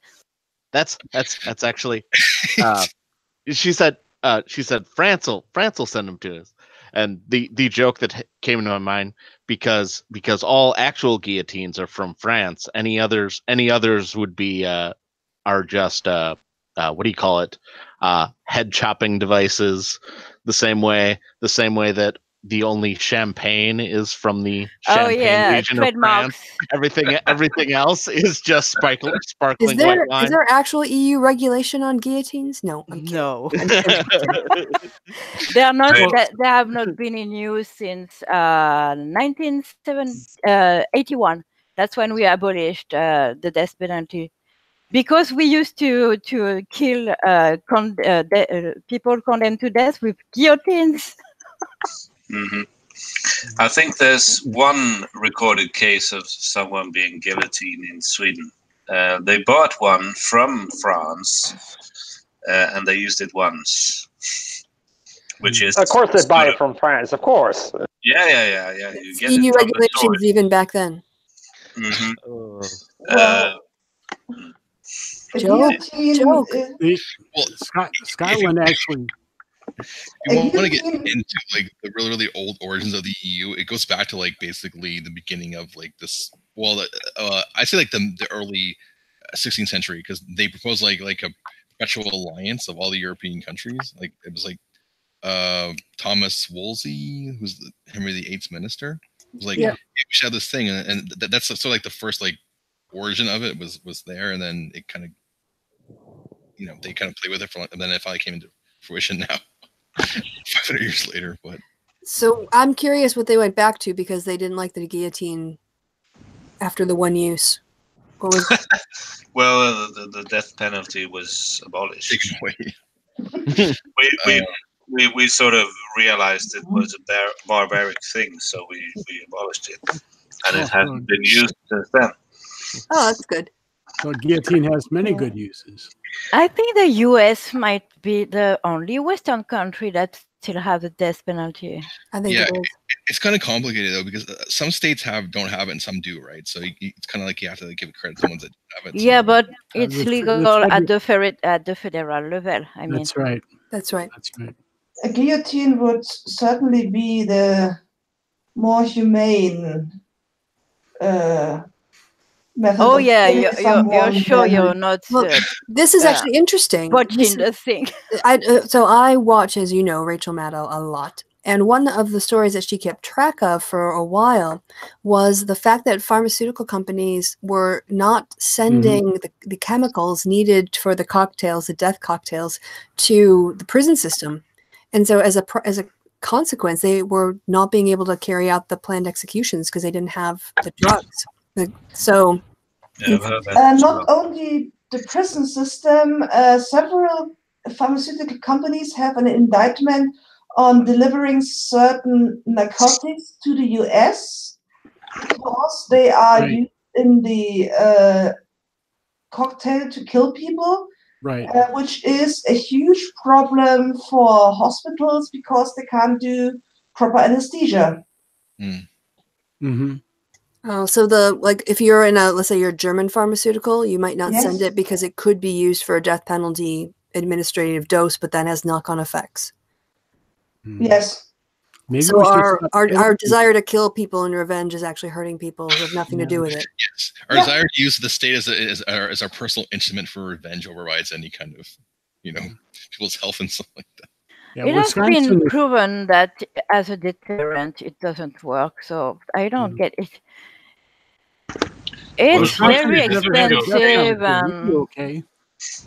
There's like a religious element into it. I think if you're talking about the states, like there's like the more religious states tend to have more support for it than like the ones like that are less secular, less fervent, I guess. So, yeah. More moderate or liberal. Humanism tend to be for the win. Yeah, I'll also say far too much human energy in industry has gone into like devising ways to execute people, because there's just so many different ways people have come up over the years. It's kind of depressing. It's also like a technology thing too. Scotland came up with one of the first, if not the first,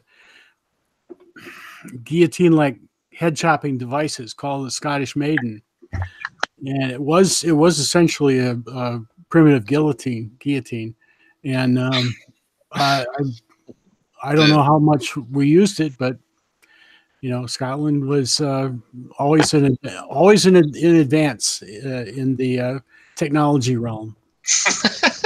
Yeah, and Scotland and France has always been friends against the Brits. The English, yeah. Bonnie Prince Charlie was more French than Scottish. Because France and Scotland, up until the formation of the UK, were allies a lot, throughout history against England. Yeah, the good old alliance, I think it's called, right? Yeah, the Old Alliance. Yeah, Old and of course their Catholicism for a while that was until. Too. But I guess James the First put an end to that pretty much because he was a prince. Yes. These are both my kingdoms, so I can't be friends with France. But Bonnie Prince Billy was a descendant of was it? Oh, I can never. Yeah, James II, the one who got beheaded by Cromwell. It was Charles the First. It was beheaded. Yeah. Okay. James II was his brother or his son. James II was the son of Charles the First. The guy his son. Had chopped off. Yeah. So Bonnie Prince Billy was a descendant of those guys. I mean, yeah. He was Stuart. Yeah. History is a shit show. Yeah. Back to the beheading of people. As someone who reads a lot of Alison Weir, I know exactly what the plot lines are here, so it's it's fine. I'm following the drama. The alliance between the French and the Scots against the English. I've read some of her stuff too. She's a good historian. So. Yeah. But the interesting thing about all of this is that it wouldn't have had such a cultural impact if England hadn't been as dominant a factor in world politics later on, because it would have been forgotten, I would think, because it would be infighting.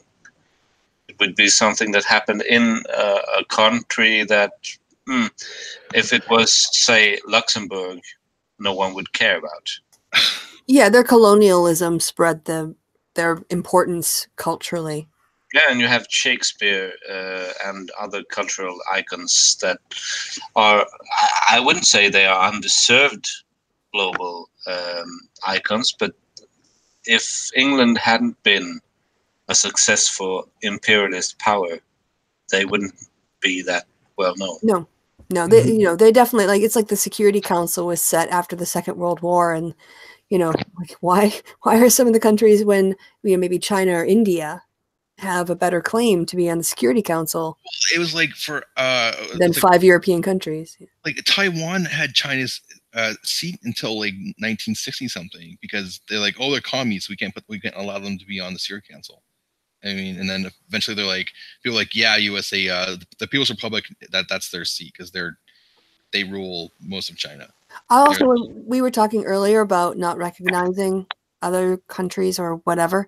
I just think that's such a funny way to phrase it in English, to not recognize, a state or something. Like weird. It's a really petulant child, like, no, I don't know who you are. I don't want to talk to you. There was this fucking like woman saying like, oh, it might have been what's her name, Laura Ingraham, said that just because the U.S. doesn't recognize Nicolas Maduro anymore, that he's not the president of Venezuela anymore. I'm like, he's not. I'm pretty sure he still occupies that office, just even though you don't recognize him. So even though you can, you can get into the whole thing, but like I just like laughed at that assertion that like, oh, just because you don't recognize him, he's not the president. Maybe it's her eyesight. Maybe she just can't with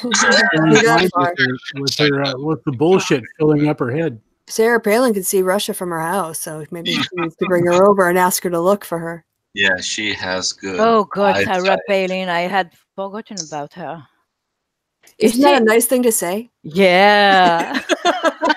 Did you ever see there's like the parody of it's a series of movies like it's like Sarah Palin but like in a porno like Nailin' Palin. Yes, there you go. Oh yes. I think the actress who did that was in a documentary I saw about after porn, which is she's like really smart. I've heard her like talk, and she's like really knowledgeable. I think. The actress who played her, Lisa Marie, I think her name was something like that. She has like some kind of. She's a businesswoman. She's looking to get like do her career and make her money and live well and have her life. Yeah. Well, I did see that documentary of After Porn. It's really fascinating. Check it out on Netflix. And it's after porn, so don't watch it at work. Can I tell you something that when she gave it a voice actually made sense to me, but this shocked me. I can't tell you how much this shocked me when I watched that in the documentary. One of the first people that they interviewed, I think the first one was what's her name, Lisa Marie or Lisa Ann? I can't remember. Oh, sorry, it's Lisa Ann. That's the woman who plays Palin in those movies. Right. And she made this offhanded comment about how she got into the porn industry not through the sort of typical star contract way, but kind of doing her own thing. And she made this offhanded comment about, I didn't know that interracial porn you shouldn't do it. And then later, someone said it explicitly that when a young woman enters the porn industry and she would get a contract with like some of the porn studios, and that's how it was done in the day, kind of like early Hollywood when you would sign with a studio. So it's not like that anymore because of the internet, but they would say, okay, so you're not going to do anal, you'll wait till you're, later on in your career to do anal. And then you're also not going to do like group sex. You'll wait till after anal to do that. And then the last thing you do to keep making money as you're getting older is interracial. And my jaw dropped. And I just could not believe the inherent racism of that statement. Like, that's how a white woman, of course, white women, they were all white women, were degraded. Is first you have vaginal sex with a man, then anal sex, then group sex, and then you have sex outside of. I was like, I had to pause it. Capitalism. Combined with racism. I mean, that's just, that's not an audience thing. That's a producer thing. That's a content creator thing. Because, I don't know, as a white man, I think that most porn is directed at me.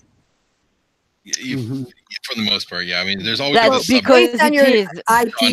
Based on your IP address, but I bet if you were looking for porn in other parts of the country, it would probably be. Alex Jones, I guess you're into like trans porn. Apparently, he's into that because he got caught watching it one time on his show. Yeah, it was on the search on a tab he had. He's doing research. It was like big titted trans girl. The massage parlor, yeah. Apparently, finding proper lesbian porn aimed at women, not at dudes, is next to impossible. Apparently. Yeah. Yeah. It's heavily. 99.9% targeted towards cis white men. Well, I obviously like Star Wars puppets, but that's me. Well, also they're alternative producers. Don't extrapolate anything from that, hey? But I do know that, like, on average, women take to make a lot more money in porn than men do. Obviously, probably, I guess that doesn't even need to be said, I imagine, but, it's just... White women make more money in porn, too, as well. And that is a problem as well. Just like women in general make... I think it's 4 times sometimes. On average, I saw that one time a statistic about that. Yeah, that's that I compared can to believe. the actors, not the producers who are making the real money. Who are cutting the check. I'm like actors. Okay, it's something like it was like 50,000 to like 250,000. I think it was the average woman versus a man actress. It didn't break down racially, but it just if you're talking just gender and nothing else, it was like that. That was like the disparity. But some of the people who go on to be quite big will turn around and direct. I've seen. Yeah, like there was Peter North. Those famous porn directors that you know. I'm just saying that women's roles aren't limited to in front of the camera. Yeah, I know. I just think that, I mean, pornographic materials has been around since probably the Stone Age. Yeah, you look at the cave paintings, and some of them are like, this is objects they've carved from stone that they leave behind. Yeah, this is some dude or possibly a gal who thought this man or this woman was really impressive. So it's a basic human need. One of the theories about I don't know if you've seen the Venus of Wilhelmsdorf. Willendorf. The tennis what? Willendorf? Yeah. Willendorf. Okay, what she said. Very, very corpulent. Well, there's more than one, but that's probably the one that people have seen. Very corpulent, large breasts, large buttocks, women without facial features generally, or feet, or often hands.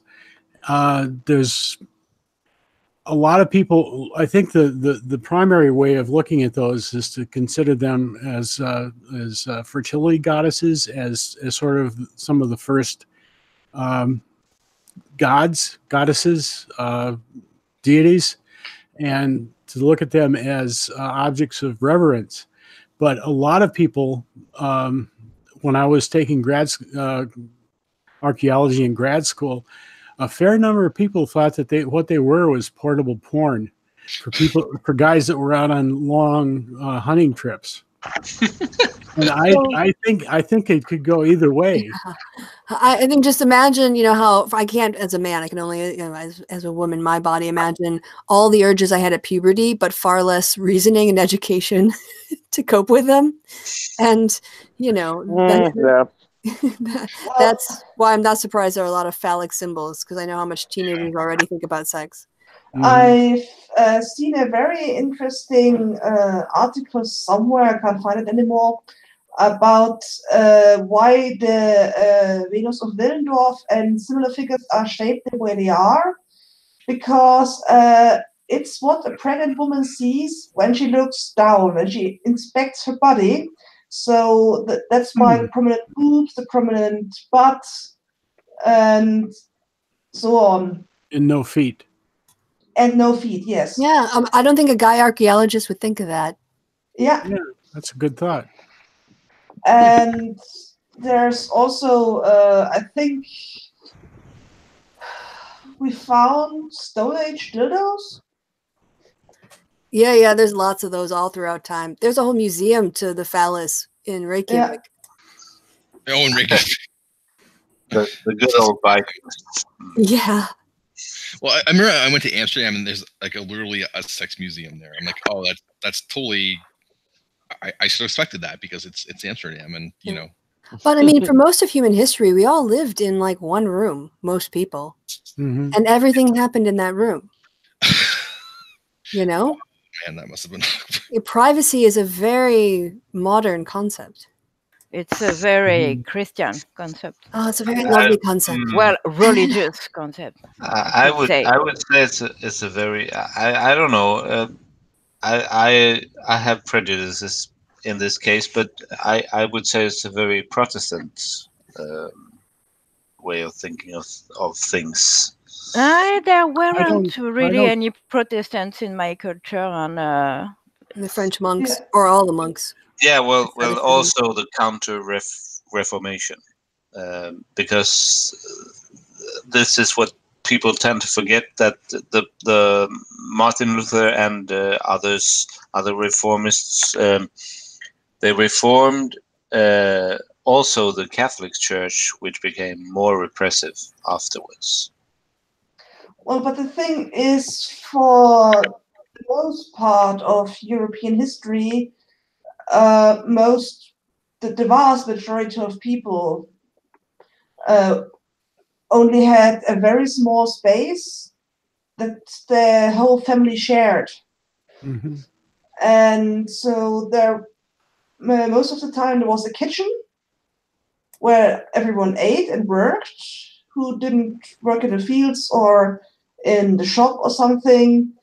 And everyone slept in the same room if they had mostly on straw-filled sacks. And beds were only for the rich.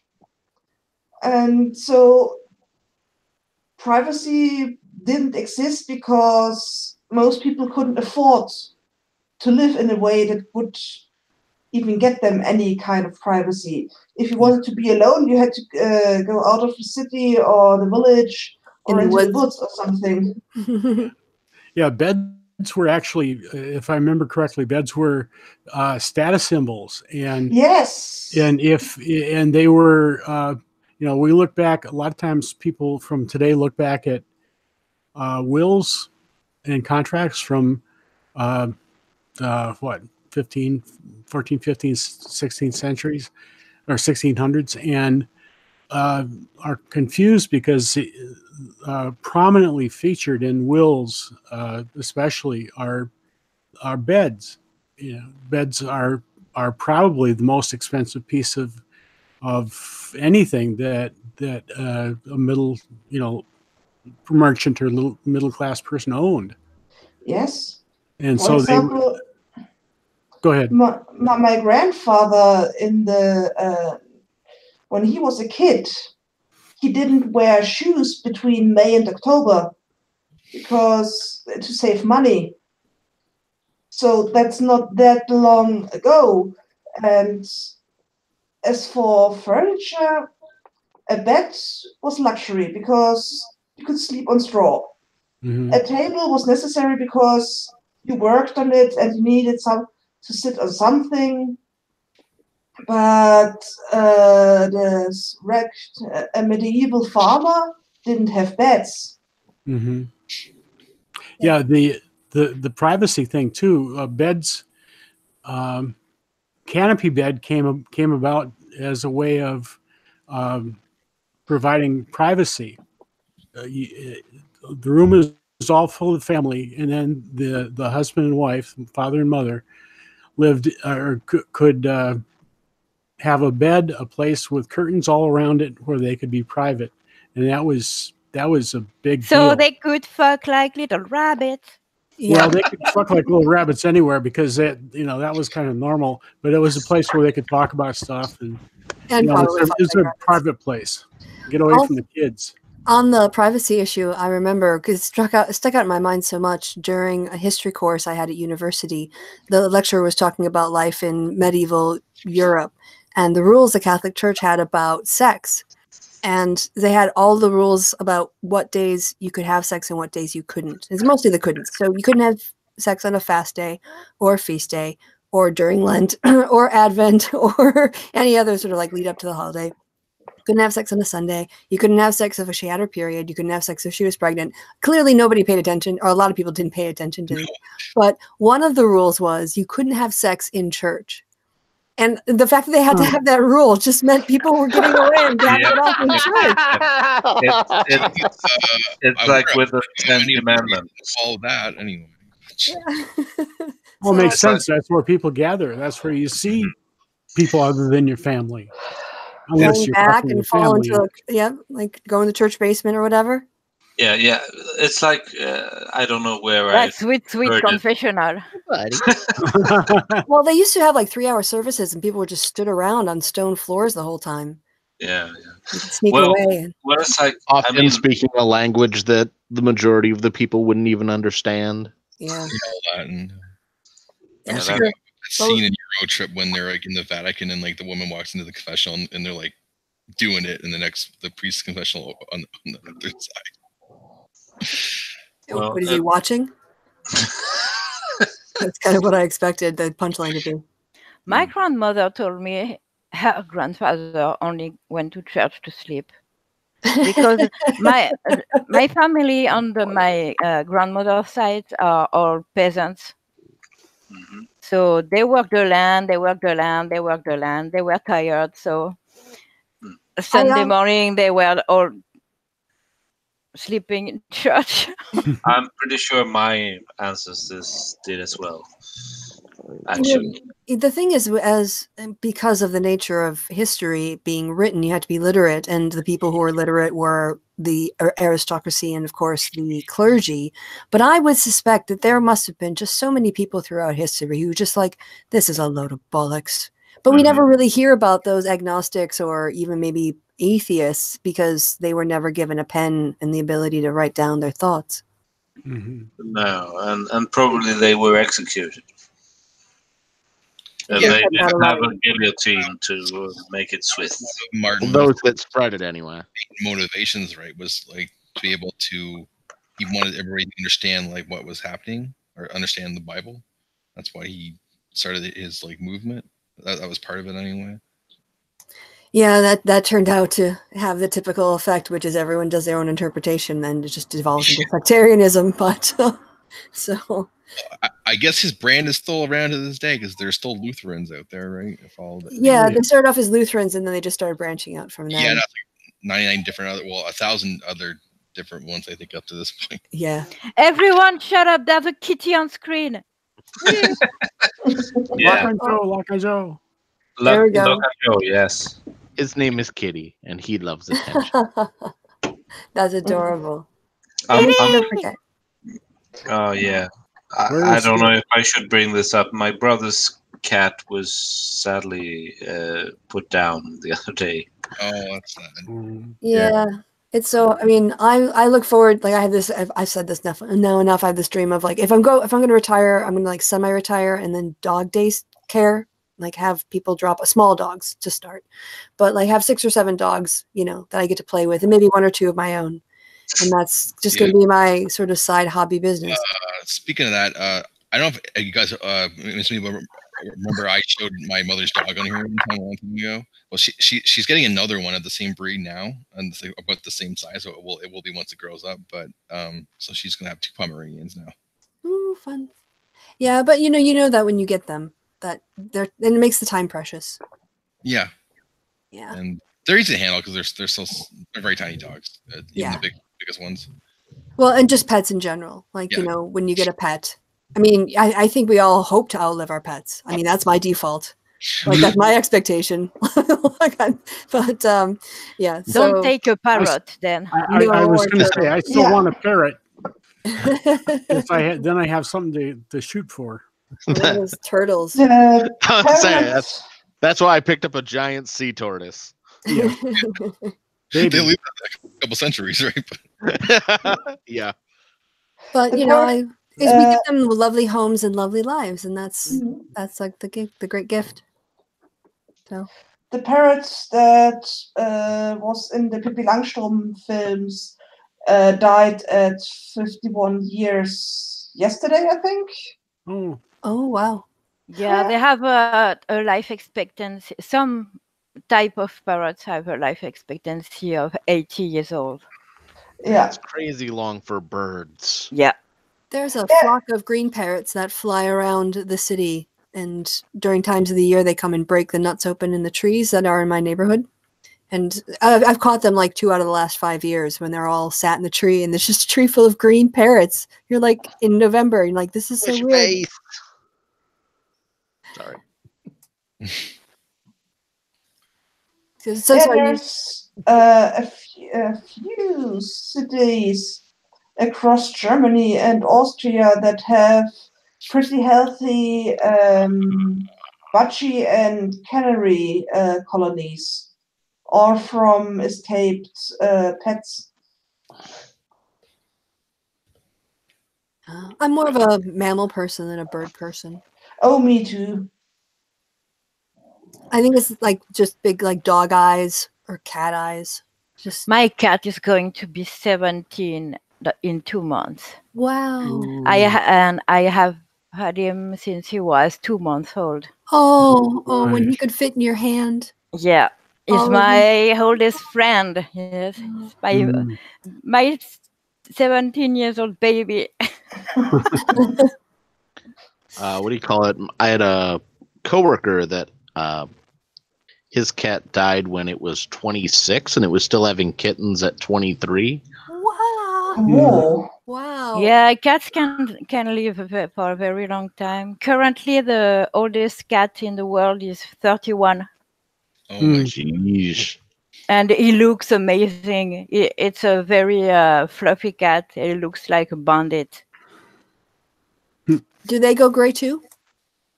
No. They just always stay the same no matter how old they get. Okay. Yeah. They have infinite amounts of whatever makes our hair the color it is. A lot of dogs go gray in the face anyways, and some of them do. Yeah. Or white, I guess, is more. I wonder why our body quits with hair color. Like at some point it just goes, that's it, I'm done. Like no more. I'm out of here. Yeah, my hair is getting out of hand with the gray. So I just decided that I stopped dyeing my hair. I'm going to assume my Yeah. All you women my complaining grayness. about the color. You should be complaining about the hair. Ask Tom. What hair? Yeah, me- but me Tom's too, hair me is too, me white. too. It's amazing. I am very, very dark haired. I'm never going to have some whites like that. I'm going to be gray, not white.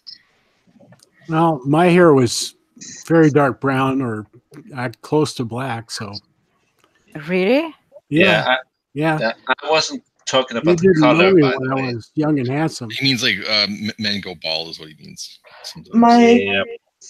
grandfather. I have no idea what you're on about, David. I'm sorry. I know. Don't look too close at the reflective surface. That's what he means. My grandfather used to have black hair and turned gray fairly early, and Yeah, white. me too. I'm Completely turning white gray hair? since I'm like 30 years old. My mom found her first gray hair when she was 19. Some people are like born with like a patch. Like I had a friend. He ever since he was like had his hair, he had a gray patch on the side of his head, which is there. Yeah, some people do. It's just like a miscoding of the DNA for that hair strand, I guess, is what it was. Well, a lot of people have blue eyes, which is a lack of pigments in the eyes. So why not in the hair? Yeah. I guess it's a little bit more unusual, I guess, for people, I suppose. I'm gonna have to be taken off. I've been sitting here for 3 hours. Oh yeah, I decided to just let this run because I owed you guys. I wasn't going to call time on this because I'm like, I owe these guys. I'm not going to cut them off. Yeah, I did some snow shoveling this morning, and it looks like I'm gonna have to do it again. Oh, it snowed that much. That's very sad. But like I say, the end loader that took away all that snow made my job a little easier, and I'm happy about that. Well, you should move to Scotland. They probably have rain there. Yes, guaranteed. Yeah, I've been to Scotland. I love Scotland. not I happy. have been in Scotland for snow in like March in Edinburgh, which is actually really pretty, but not nearly as much as Wisconsin, that's for sure. Yeah. Shoveling snow is your life these days.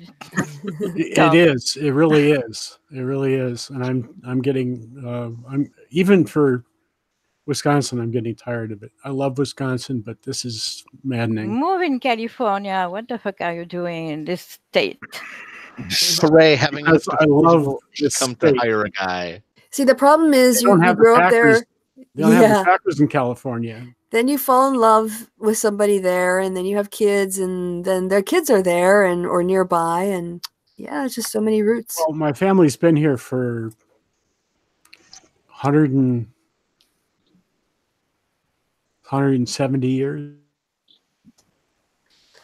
So, wow. I mean, in this county, in this county. So I am a homeboy, even though I travel a lot. I'm kind of a homeboy. So yeah, those are real deep roots for an American. Well, yeah, for an American. Yeah, you have to put that caveat in there. Yeah, and Marianne and Leto are laughing at me. We have our houses older than that. I have roots. I'm not really laughing. I don't know where I come from, so. Well, my great-grandmother had to have 12 children to get an heir for the farm that had been in the family for 300 years. Yep, see. Or something. And her great-grandson sold it. Oh, Jesus. On that note, I'm going to sell. Same area. I'm going to sell ship this off. proverbial. Yeah, fuck off, Tom. Thank you, and fuck off to everybody else too. It was good to talk to you, Tom. So happy to leave this group of jerks and assholes. Talk to you later, everybody. Bye, Bye, Tom. bye, Tom. Bye. Tom's the best. Yeah, Andy is used to me being a little Sassy. No, insulting. Well, I think He's used to me telling people to fuck off, let's say. I find it funny when you tell people to fuck off, babes. Well, yeah, that's the aim. I mean, isn't it? It's like the Paris syndrome. I don't know if this exists for real, but I've heard it. I've heard of it. Japanese people going to Paris and being so traumatized that they have to leave and be sort of reclimatized into their own culture. Yeah, babe, so I'm not from Paris. Stop insulting me, please. I know, but I mean, it's the capital of France, so. Yeah, but they're the worst. Yeah, I think. Do you want me to speak about Stockholm? Well, yeah, another city that has a syndrome named after it too. Just got yeah, back but now. it was about it's named after a dude, no? No, it's after the city, I believe it was, because it was Paris. This incident happened in Stockholm. That's why they call it Stockholm syndrome. Really? Well, the Stockholm syndrome is named after. It's not really a thing, I think. No real psychologist or anyone has recognized it as being any kind of real thing, but it was a petty criminal who forced himself into a bank in Stockholm and said that he wanted one of Sweden's most notorious criminals released from prison. Why? I don't know. I mean, he wasn't the most forward-thinking person, and what happened was they took hostages in the bank, and the hostages reacted with sympathy for the criminals. And this is what then was termed by one of the Swedish leading psychologists in very, very big quotes as the Stockholm syndrome, and it spread from there. Yeah, it's been used in every like 2-bit show going. You know, whenever there's they want to describe something like that, where someone sympathy towards a captor or something like that, they Like always a Patty Hearst kind of story. Yeah, exactly. From what I've read about it, I'm not that into psychology. Most of it I tend to disregard because I think it's too speculative. But what I've read about it is that it isn't a real thing. I don't know. Victim of abuse defending and their captors is something that's very widespread. But does it need to be especially in victims of domestic abuse? But yeah, like that's called battered woman syndrome, right? Like that's I think I recognized. But that name is awful. We need to find another one. I'm not saying it's not a thing that happens. It's just not a psychological condition that's been tested and described by. Okay, I understand. You mean it's a phenomenon that exists, but it's not a mental illness. Yeah, probably. It's not it's not something that will happen in most cases. In most cases of abuse, it will happen. If I could, I would say that the maybe the questionable part of Stockholm syndrome is that it's very much driven by the situation. It draws on things that happen to other people, but does it really warrant calling it a syndrome when it happens in these really specific limited cases when we already have terms that describe that kind of mental abuse and the way that people cope? Yeah, exactly. And you should know that the guy who termed the phrase was one of Sweden's leading social reformists. He was the kind of guy who thought that it was a good idea to ban alcohol from places and so on. So he had a sort of vested interest in sort of naming something. Getting famous for it. Yeah. Well, I don't know if he actually. It's always with these kind of people. It's always a struggle to know if they actually aspire to be famous or if they had some mental illness themselves that made them want to sort of in a compulsory way get attention. Yeah, that I can't judge. It's like Donald Trump. You know, I'm not sure there's such a mental illness, though.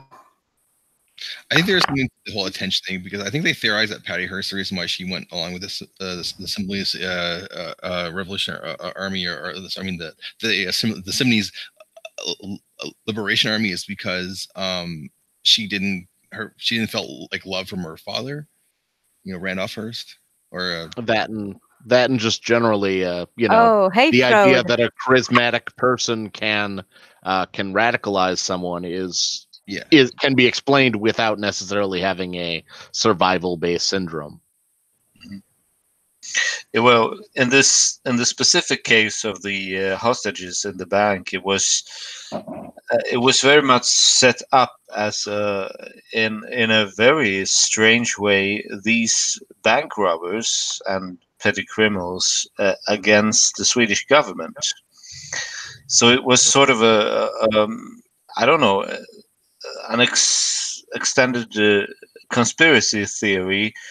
The interesting thing that was, it wasn't really against the Swedish government at the time. It was against the Swedish opposition at the time.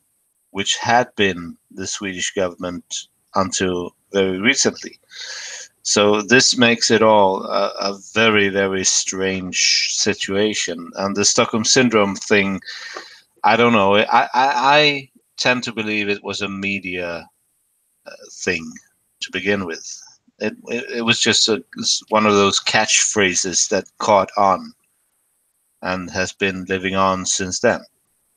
Yeah, it's just a pop culture like nonsense thing, you know. People just use it to try to describe that kind of phenomena. Yeah, but everyone understands what you're talking about when you use that phrase. So it's very descriptive, but it serves its purpose, even if it's not maybe the most accurate thing. Maybe it serves a cultural purpose. It's the SAW of the psychological world. Yeah. No. I what I'm objecting about is to call it something that's actually a thing, as opposed to something that's used in cultural circles. I mean, I've heard Sargon use it, and he obviously is not the most. I mean, I don't think he used it in an appropriate way, but he used it. But that's on Sargon. I mean, he breathes air too. Air is good. People do tend to throw it around a lot. That's why I compare it with SCW, because it's, you know, people hurl that at anybody who's like 5% to the right or left of them. So people use Stockholm Syndrome to like, oh, you believe or you symbolize with this group, so you must have Stockholm Syndrome, because they don't like that group of people that you are having compassion for. And that's what Sargon was doing, I think, about feminism and men who identify with it or are an ally. Oh, of course, he used that in that context. Oh my God, that man is so obnoxious. I hear people use it in that way all the time. You can assert any, atheists with any other faith. They're like, oh, you have Stockholm Syndrome because you feel compassion for people who are religious. I'm like, no, I just that they're nice people, because not everybody in religion is like hates as a homophobe, for example, or a transphobe or whatever else, you know. Yeah, if you use the term to describe hostages in a situation where they are locked in with a couple of real bad people, not the brightest of people, in a vault in a bank in Stockholm, then it's Stockholm Syndrome. Very specific. Yeah, it's very specific. I have to say, I tend to say that Beauty and the Beast real title is Beauty and the Stockholm Syndrome. I know it's incorrect, but I find it funny. Yeah. Because that story is fucking awful. Yeah. She's all worried about her father, and then she's all worried about somebody else. And I don't know why you can call it Beauty and the Beast syndrome, because I think that's very much a more appropriate way. Yeah, but no one understands what I want to say if I say that. If I say Beauty and the Stockholm Syndrome, everybody understands. Beauty and the Beast syndrome. That would be. I think that would be better. Yeah, because that situation is in no way analogous to the one that originated this term Stockholm Syndrome. Well, she's on stage and she is falling in love with her captor, so there are some analogies. That would be the Stockholm Syndrome more than the case. But the thing is that the people who worked in the bank, they didn't seek out the beasts.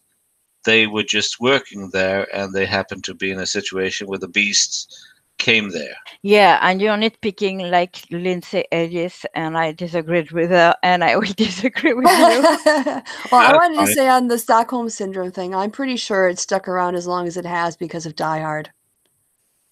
It's mentioned in Die Hard. There's that great joke in the beginning where the newscasters are beefing, and trying to one-up each other, and the guy who does the newscast and they have an expert on talking about Stockholm Syndrome, and then they juxtaposition that with the horrors of the terrorists dragging the dead bodies through. So it's just sort of like this guy's talking shit is basically the whole point. Yeah. Because the thing is that no one died in the original incident, and the the felons, they were both captured and jailed afterwards, and the hostages, as far as I know, were fine.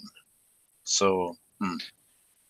I know Stockholm Syndrome was also, it's like one of the major plot points, or it's used as a major plot point in the James Bond movie, The World Is Not Enough.